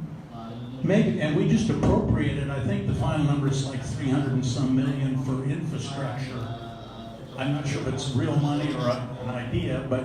at least the United States is beginning to think about a little more about infrastructure. I think that's a fair statement. And so maybe, you know, the United States, Japan, Australia, India can find ways to create some of that balance. So I would say U.S. get more involved in infrastructure and partnerships here. I'm always struck by the U.S. is not commercially as visible as I always think it should be. And I know the numbers are bigger than my visual impression, but I'd like to see the U.S. get more involved in investment and infrastructure and building the structure of your future. So I would say build the intellectual structure, build the physical structure, and that's where I would see our opportunities. The problems, I mean, I'll be very honest, and I'm not a Cambodia expert, but I get the impression that, of course, the United States is, one thing I didn't mention, is driven by values and participation and human rights, legal norms, these kinds of things. Now, we don't always observe them. I'd be the first to say we're not always consistent. But I get the sense that the U.S. is seen in terms of its values as corrosive to stability. And I think the U.S. isn't corrosive to stability. I think if we can find ways to build structures of participation, that's going to be stabilizing. But I have a sense that this realm of values and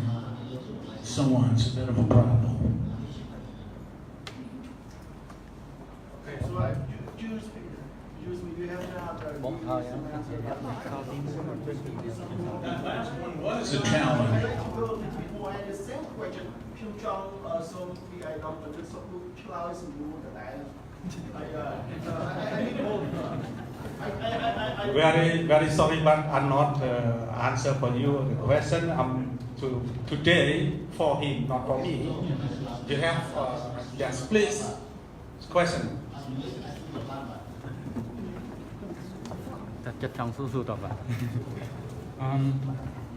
My name is Wanak and I also student from the University of Cambodia. Personally, I appreciate your presentation today, and I have two questions. First, related to strategic competition. As you raised about strategic competition of rising of China, and what level is the competition between you and China in the world? Because as you can see in NSS, right, National Strategy released by White House in December 2017, Trump administration considered China as a peer competitor. Again, my question is, what level is the competition between you and China, and what does it affect Cambodia? And my second question related to U.S. foreign policies, but I would like you to elaborate more on the U.S. grand strategy. Whether the U.S. grand strategy is a kind of the policy of restraint, retrenchment, or also balancing. Thank you. Well, let me try to deal with your second question and then go to your first question. And your question, if I understood correctly, is what is the U.S. grand strategy, right? And this, I think, is particularly true now, but I think it's generally always true. It's true that the United States, if you look, every new administration comes in, it produces in the first year or so the national strategy. I believe under law, they're obliged to print something that can be put on a congressman's desk that tells them what our strategy is. But,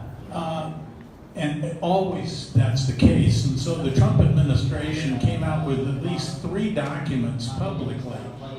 The National Security Strategy in December of last year, 2017, the National Defense Strategy in January, Secretary Mattis, and then in February was the Nuclear Posture document, February of this year. So it's true that if you ask, do we have national strategies we can pull off the shelf and give you at least 3 documents that are public that purport to tell you what it is. But I think in real life, I don't want to say we have no strategy, but it gets eroded in reality because power is dispersed. And I'll just give you one example. You can have a military strategy, but if Congress doesn't appropriate the money for it, you don't really have a strategy. You just have rhetoric. Now I would say there is a tighter alignment now because we've raised our military budget. So I would say part of our strategy is to increase our military capacity, first of all, and secondly, to move that capacity into new zones. If we would say, when we thought about military before, you were talking about land, air, sea. Now, new zones are becoming more important. Space. China, for instance, now has programs underway to go to the moon and to Mars, and is beginning to deploy new kinds of space assets that are very worrisome to the United States. So part of our strategy is to move into new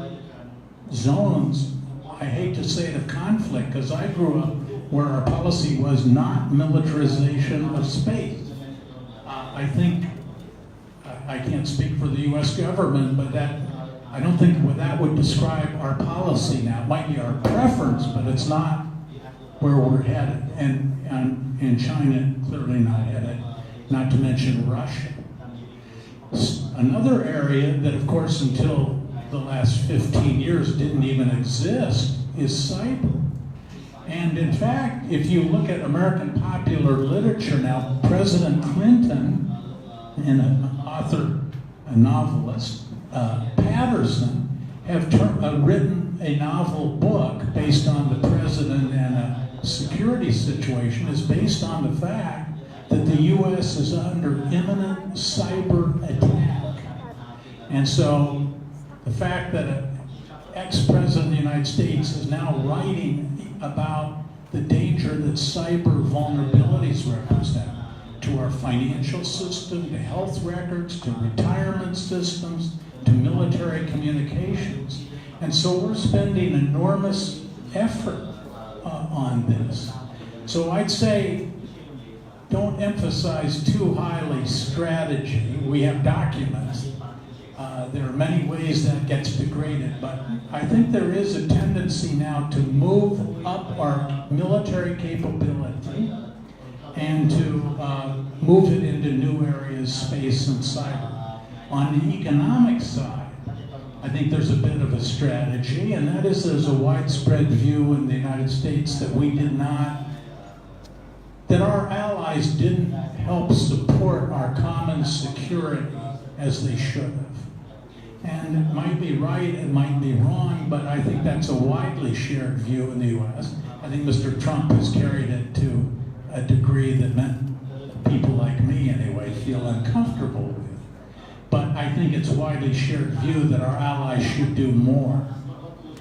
And so I think that you have to say that's part of our strategy. Now, your first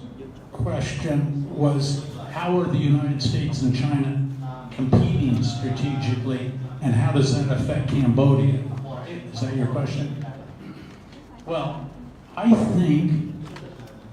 and I want some feedback. I want to know what you think. I'm not here just to tell you what I think.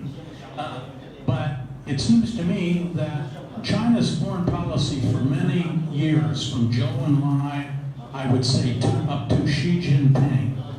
was basically don't get bases abroad, don't project military force too far abroad, mainly a kind of defensive notion of its own military, land-based, army, ground army oriented.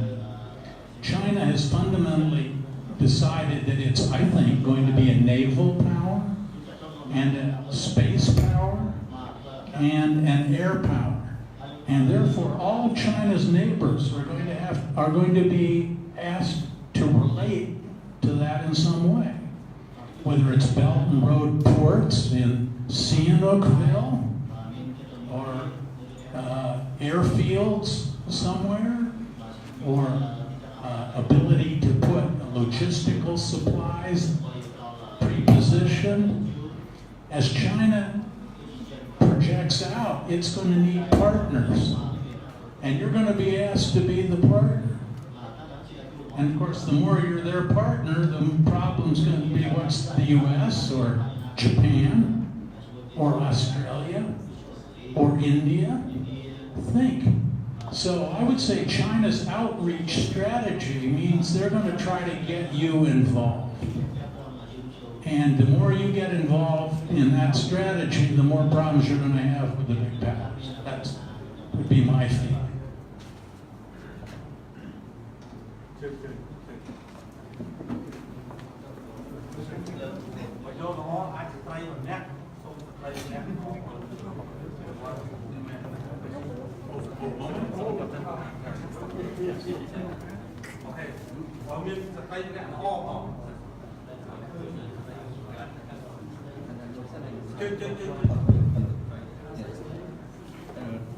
First, I'm a respect to academic President Royal Academy. Can you speak up a little more? Yes. The first, I may respect to academic the President of Royal Academy of Cambodia and Dr. David Lampton, the professor in the China study. And I'm Mr. Mitprapanyarat from China Study Center of the Royal Academy of Cambodia. I'm interested with your presentation this morning. Okay, refer to my question is Belt and Road Initiative. Yes, and Maritime Silk Road. This is the Xi Jinping policy set up since 2013. And what about the Trump Indo-Pacific strategy impacts between this policy? For the first question. And the second question is, what the Trump foreign policy for Cambodia nowadays? And the third question is, refer to the trade war between America and China. Cambodia need the good environment for trade. So we need good relationship between America, between China. Cambodia, the population of Cambodia nowadays nearly 16 million. But Cambodians have a good position in Asian country. More than 600 million people. We can diversify from Cambodia to another country. So America cooperate with Thailand, produce fresh milk, and my boy, I need America build a factory to produce milk in Cambodia.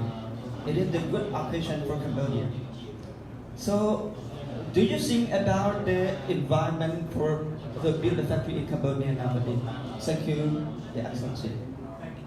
Thank you. We need to the foreign policy, not to say about the milk production. What's the foreign policy? Yeah. So foreign policy refer to Belt and Road Initiative and Maritime Shield Road of the Xi Jinping, what the impact between the Trump strategy, nowadays? Yes. Yeah, Trump policy. That's it. And do Pacific. That is a difficult concept sometimes. Yes. But let me, one by one, what is, I think, the essence of your first question, what does Trump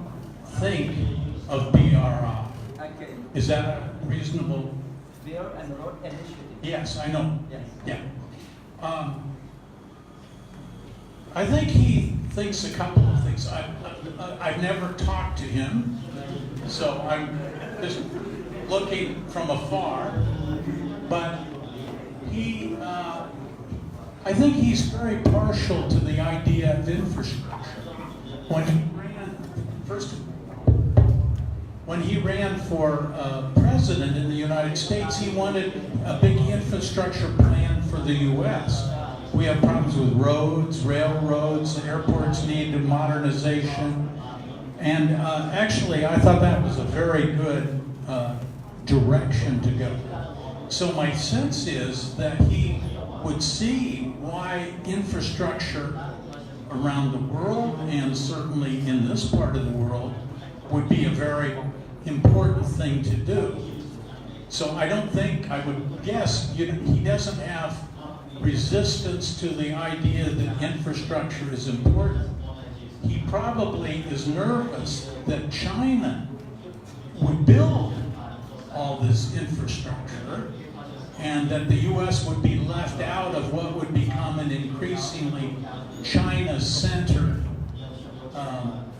transportation and communications system. And in fact, it's not just Mr. Trump that was nervous about that, but you'll remember when they established the Asia Infrastructure Investment Bank, the U.S. was really, it's a little more complicated, but basically we were the major big country that was, I will say, opposed to it. And I met with Secretary Liu, and I know it's not desired to say we opposed AIIB, but we did. That's the reality. And I think what the reality was, or the fear was, that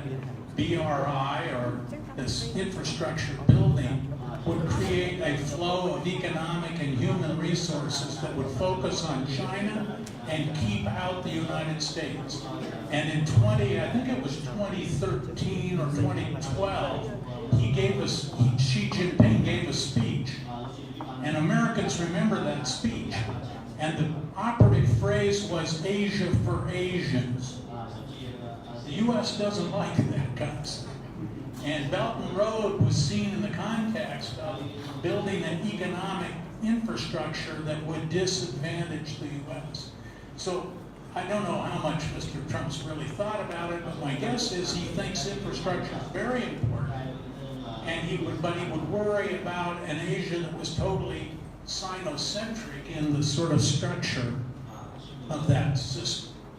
Now, I may mischaracterize what he would think, or maybe he's never thought about it. I don't know. But I think that's something like that. But it is true that Americans, you even note now, U.S.'s, by that I mean public sector people and private sector people, are paying attention to all the problems China's having with its BRI, whether it's in Pakistan or projects in Latin America that haven't gone well. But the U.S. is, I think it's fair to say, generally speaking, skeptical of it. Now, secondly, you said Cambodia needs a good trade environment. I think that's what you said.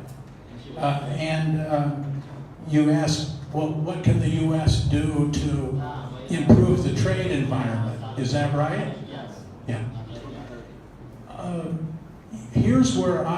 you have analysis and then you have personal opinion. You'll have to decide whether you're hearing analysis or personal opinion.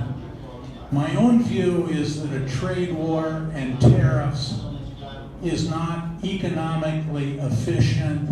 and so current U.S. trade policy that's more bilateral and less multilateral, less bound by WTO norms and more bound by our own interests, a trade policy that defines trade deficits as the total problem rather than a much more complicated set of things. I think he's going down the absolutely wrong direction on trade, and that's going to be bad for people in this area because you're all have China as your biggest trade partner. So when we aim retaliation against China, this isn't a rifle, this is a shotgun. And all the shells are going to hit you as much as China. That's my own sort of basic view. So you have a big interest in there not being a trade war between the United States that gets out of hand, I would say. Now, so one way we can be helpful is to have a better economic policy or trade policy ourselves. I think that's going to have to wait until you get a new administration.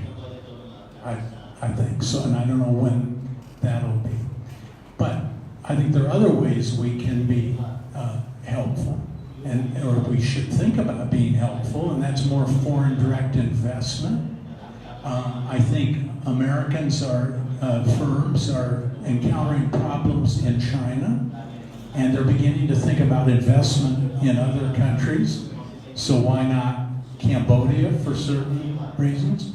So that's when I answered the earlier question. I think if you get more students and more exchange, you build the human relationships that then investment can follow. So I would say we ought to not have bad trade policy. That would be helpful to you.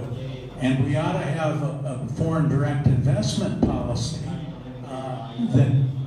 when appropriate, emphasizes Cambodia or Thailand or Laos or whatever as we diversify away from our dependence on China, which I think we will try to do. And that's probably appropriate. I don't know, you asked a lot of questions, but is that adequate? The U.S. policy for Cambodia now, the U.S. policy. What is U.S. policy towards Cambodia? Yeah, the foreign policy for Cambodia.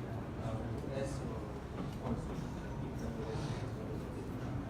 Well, as I said earlier, I don't speak for the U.S. government. I think, without being too sharp, the U.S. has so many problems in the world that it's not paying much attention. I think that's be mine.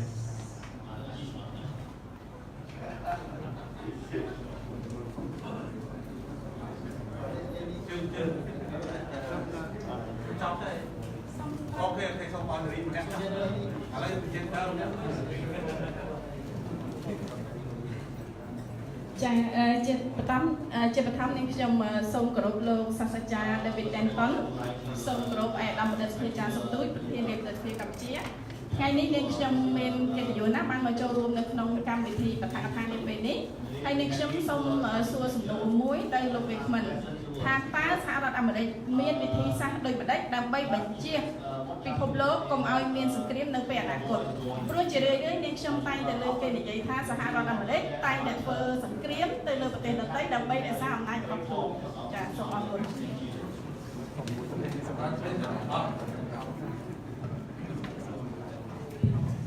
Her question is that she would like to know the strategies of the United States in order to avoid the wars in the world. And she also mentioned that normally USA try to provoke wars in other countries in order to strengthen its power. So can you clarify this? Thank you. Can you repeat the second part? The second part is that she said normally US always provoke war in other country in order to strengthen its power. Yeah, that is the thing. Well, her question. Excuse me, Professor, the question is the strategies of the United States in order to avoid the war in the world. Well, I think no self-respecting American would agree with the proposition that the U.S. always provokes war. So I'll just categorically reject that as a premise for the question. If you mean since World War II, we've been involved in a lot of conflicts, I think that's undeniably true. But in any case, I don't accept the premise that we always are the ones provoking war. But the first part of the question is, what is the U.S. strategy to prevent war? And I think that's a very fair question. And I guess what I would say is the first word is deterrence. Now, when we were in a nuclear war, we pretty well worked out what nuclear deterrence involved. And whatever you want to say, we didn't have a nuclear war since we dropped the weapons on Hiroshima and Nagasaki in 1945. So I would think the strategy of nuclear deterrence worked very well. But what we've been searching for in our strategy is how to have deterrence against terrorists. One thing. Terrorists are willing to destroy themselves in the process of hurting you. Deterrence had the idea that everyone valued their own life. So we assumed that if we could threaten the other side, they, in their own self-interest, would not proceed. But with terrorists, they don't care if they survive. So we've had a difficult time about how do you deter terrorists. And we've essentially had to adopt a policy of destroying them before they can reach a sort of preemptive idea. I don't think we like that, but deterrence doesn't work very well in a terrorist world. So that's one of our problems, is we've moved more towards preemption, but that has all sorts of dangers. Also now, we've moved more towards cyber. And now we're in our relations with Russia and China. We don't really know how to deter cyber interference, cyber attack, and we're trying to increase our capabilities.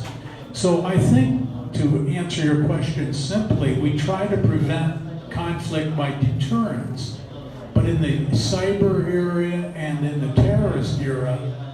we don't know really how to do that. And so maybe that's one reason it looks like the U.S. initiates more, is because we've gone to a more preemptive strategy rather than an intrinsically defensive strategy. But I'm not an expert in this area. His Excellency, ladies and gentlemen, since now our time is up, our Q&A session has come to an end. And after the Q&A, I trust His Excellency and distinguished guests have tremendously learned from Dr. David lecture. Once again, I would like to invite His Excellency Academician Sokui, President of Royal Academy of Cambodia, to deliver thanking a remark. Please welcome. អរគុណប៉ុន្តែខ្ញុំមិននិយាយទេខ្ញុំនិយាយបន្តិចទៅលើសំណួររបស់លោកពេញវណ្ណីខ្ញុំមិនមែនគ្រប់គ្រងអាមេរិកទេខ្ញុំមិនគ្រប់គ្រងប៉ុន្តែប្រវត្តិសាស្ត្រគឺប្រវត្តិសាស្ត្រអាមេរិកមិនមែនជាប្រទេសបង្កើតសង្គ្រាមមុនគេទេសង្គ្រាមលោកទាំងពីរអាមេរិកជាអ្នកទទួលរងគ្រោះជាអ្នកទទួលរងគ្រោះអញ្ចឹងមិនមែនអាមេរិកអ្នកបង្កើតទេសង្គ្រាមផ្ទុះនៅអឺរ៉ុបទាំងពីរបាទសង្គ្រាមផ្ទុះនៅអឺរ៉ុបទាំងពីរហើយសង្គ្រាមលោកទី2កើតពីអាល្លឺម៉ង់ហើយនឹងគេដឹងហើយអូស្ទីបាទទេតែមិនមែនអាមេរិកទេអាមេរិកជាប្រទេសរងគ្រោះនៅពេលដែលជប៉ុនទៅវាយអាមេរិកចឹងកន្លែងហ្នឹងសូមឲ្យទទួលយកការពិតប្រវត្តិសាស្ត្រគឺប្រវត្តិសាស្ត្រមិនអាចកោតលុបប្រវត្តិសាស្ត្របានទេបាទអានោះសូមជួយប៉ុណ្ណឹងឯង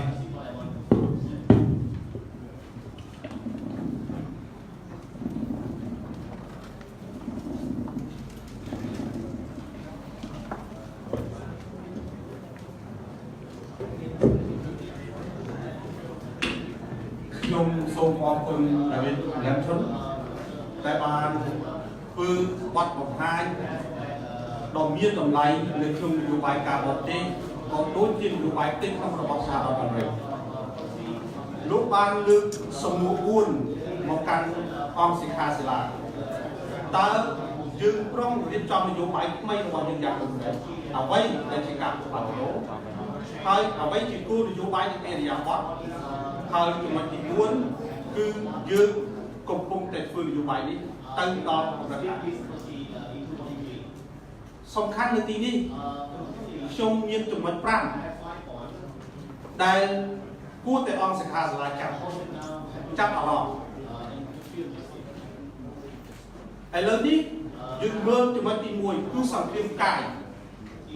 ដែលលោកមីកាអ៊ីល រ៉ូបៃឆុកហើយនឹងលោកប្រធានរដ្ឋាភិបាលសហរដ្ឋអាមេរិកគឺលោក Ronald Reagan បាទ Ronald Reagan ដែលចុះហត្ថលេខាបញ្ចប់ការប្រគួតប្រជែងសង្គ្រាមកាយប៉ុន្តែមកដល់លោកត្រាំបានលុបចោលហើយលោកឡាឌីពូទីនបានចាប់ផ្ដើមធ្វើកិច្ចការនេះឡើងវិញឥឡូវនេះអាមេរិកមានបញ្ហា3ធំដែលអាមេរិកត្រូវការនឹងទទួលយកដៃម្ខាងទប់ជាមួយភេរវកម្មក្បាលទប់សង្គ្រាមអវកាសដែលជាមួយរុស្ស៊ីនិងអាមេរិកទី3គឺសង្គ្រាមពាណិជ្ជកម្មចិនជាមួយនឹងអាមេរិកនិងអឺរ៉ុបជាមួយអាមេរិកប៉ុន្តែអឺរ៉ុបអាចនិយាយត្រូវគ្នាដោយសារអាមេរិកមានបញ្ហាពីរដែលទំនាក់ទំនងចឹងម្ដងគឺសហគមន៍អឺរ៉ុបដែលសហរដ្ឋអាមេរិកធ្លាប់បានជួយទាំងស្រុងនៅក្នុងក្រោយសង្គ្រាមលើកទី2នៅក្នុងសង្គ្រាមត្រជាក់គឺអាមេរិកដើរតួនាទីគឺហៅថាយើងដឹងហើយគឺ North Europe បានន័យថាគឺ NATO ដែលសហរដ្ឋអាមេរិកបានដើរតួនាទីយ៉ាងសំខាន់នៅក្នុងការទប់ជាមួយសហភាពសូវៀតដូច្នេះអឺរ៉ុបអាចធ្វើនិយាយប៉ុន្តែចិននិងរុស្ស៊ីគឺជាការលំបាកដែលអាមេរិកត្រូវការចំណុចទី2ដែលយើងឃើញបញ្ហាធំគឺលំហពាណិជ្ជកម្មដែលទាក់ទិនទៅនឹងសមុទ្រចិនខាងត្បូងដែលជាដង្ហើមសេដ្ឋកិច្ចរបស់អាមេរិកដើម្បីឈ្មោះពីព្រោះសមុទ្រចិនខាងត្បូងគឺជាចំណុចដ៏សំខាន់មួយរវាងធ្វើពាណិជ្ជកម្មក្នុងលំហសហគមន៍តែត្រូវគិតចំណុចទី3ដែលយើងត្រូវពិចារណាទាំងអស់គ្នាក៏ដូចជាសហរដ្ឋអាមេរិកគឺភេរវកម្មមានសាសនាមានរបបនយោបាយគាត់សម្លាប់ទាំងអស់ហើយសហរដ្ឋអាមេរិកគឺជាមុខព្រួញដ៏សំខាន់ដែលភេរវកម្មដូច្នេះហើយបានជាអាមេរិកតែងតែគំនិតភេរវកម្មមុនកុំឲ្យមានបទពិសោធន៍ដូចអ្វីកាលពីឆ្នាំ2001ដែលអាមេរិករងគ្រោះនៅ World Trade Center នៅបច្ចុប្បន្នចំណុចទី4អាមេរិកគឺជាមហាអំណាចព័ត៌មានសូមជម្រាបជូនព័ត៌មានទាំងអស់គឺស្ថិតនៅក្នុងដៃអាមេរិកអ្នកបង្ហូរលុយទៅណាក៏ដោយគឺនៅក្នុងប្រទេសអាមេរិកទាំងអស់មហាអំណាចដឹង1000ដងច្បាំង1000ដងឈ្នះ1000ដងខឹងខ្វះតែម្ដងបុក World Trade Center អានេះតែជាបទពិសោធន៍ហើយចំណុចចុងក្រោយខ្ញុំក៏ជំរាបជូនថាតែជាកង្វល់របស់ពិភពលោកគឺមនុស្សបំផ្លាញធម្មជាតិអ្នកសប្បាយចិត្តណាស់ការនេះចម្រើននៃឧស្សាហកម្មប៉ុន្តែអ្នកកង្វល់តាមច្បាប់ទី3 Newton អ្នកឯងមានអំពើទៅលើគេនឹងមានអំពើទៅលើអ្នកឯងវិញអ្នកឯងធ្វើទៅលើផែនដីនឹងធ្វើនឹងអ្នកឯងវិញបើសិនជាអ្នកឯងអត់បានគិតអំពីផែនដីហើយមិនមែនអាមេរិកមិនមែនចិនមិនមែនរុស្ស៊ីអាចទប់នៃវិបត្តិធម្មជាតិបានទេ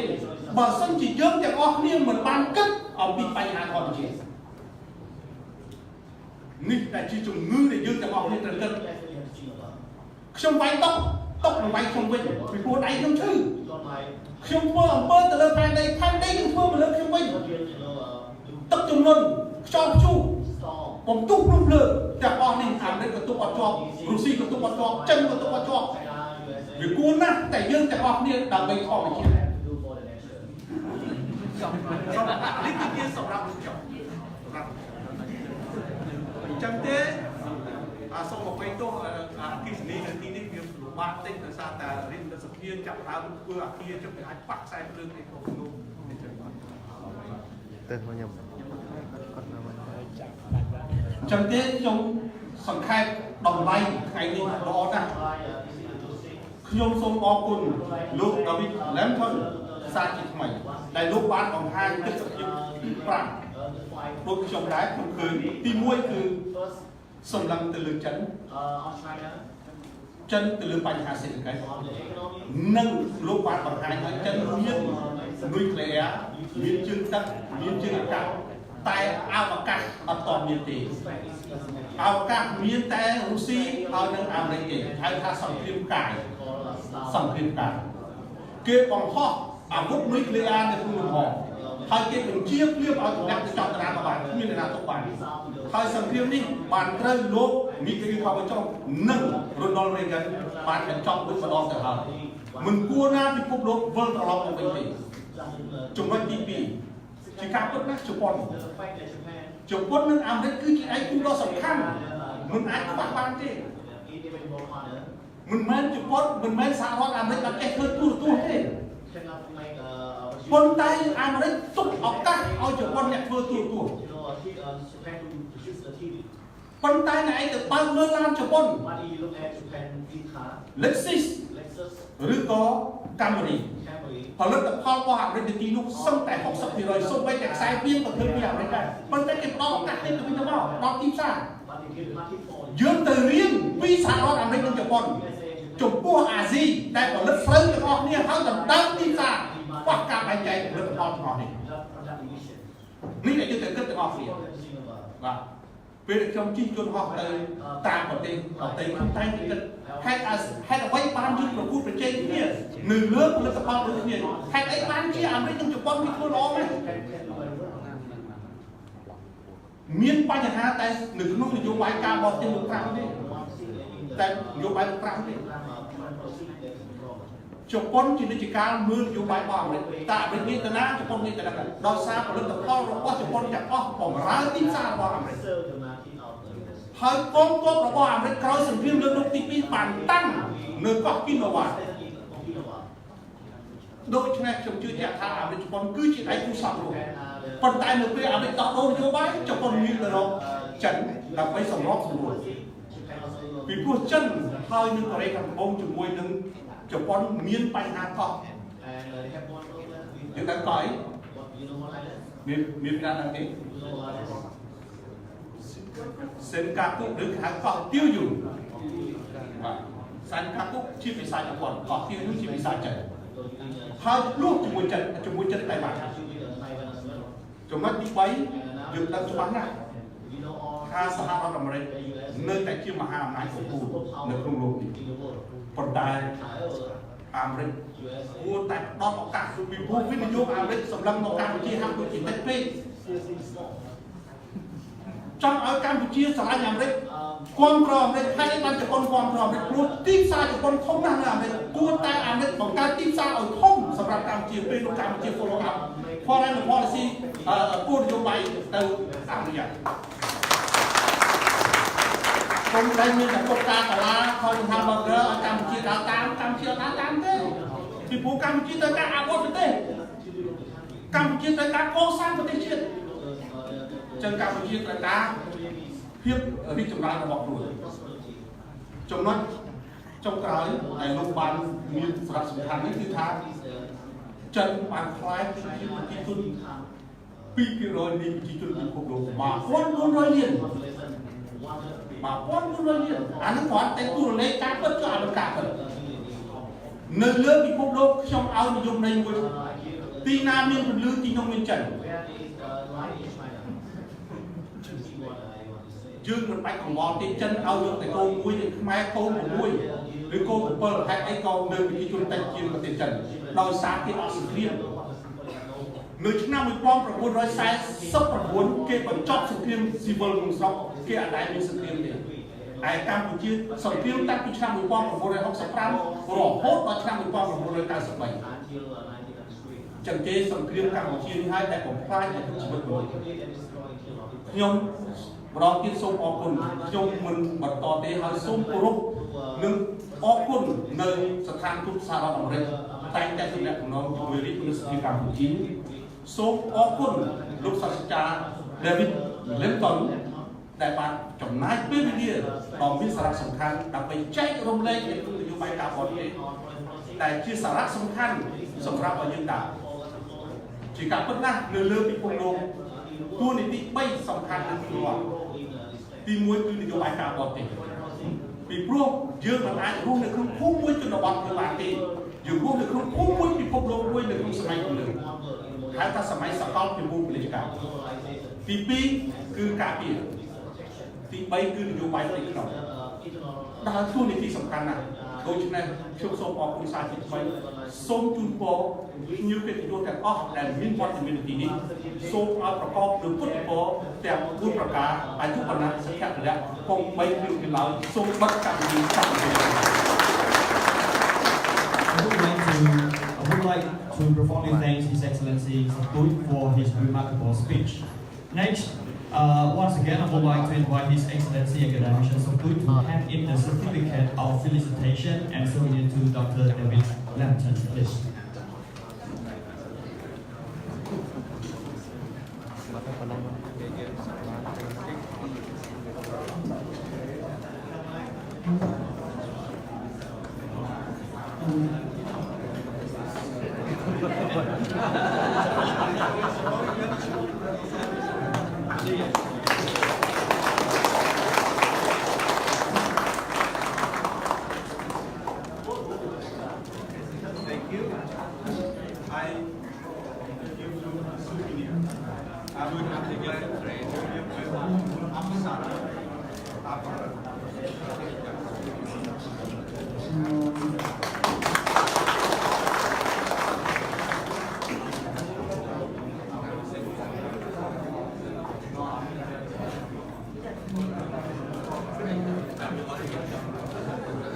His Excellency and distinguished guests, last but not least, I would like to invite His Excellency Academician Sabut, Dr. David, His Excellency, ladies and gentlemen, to be on stage to have some fascinating photos taken, please.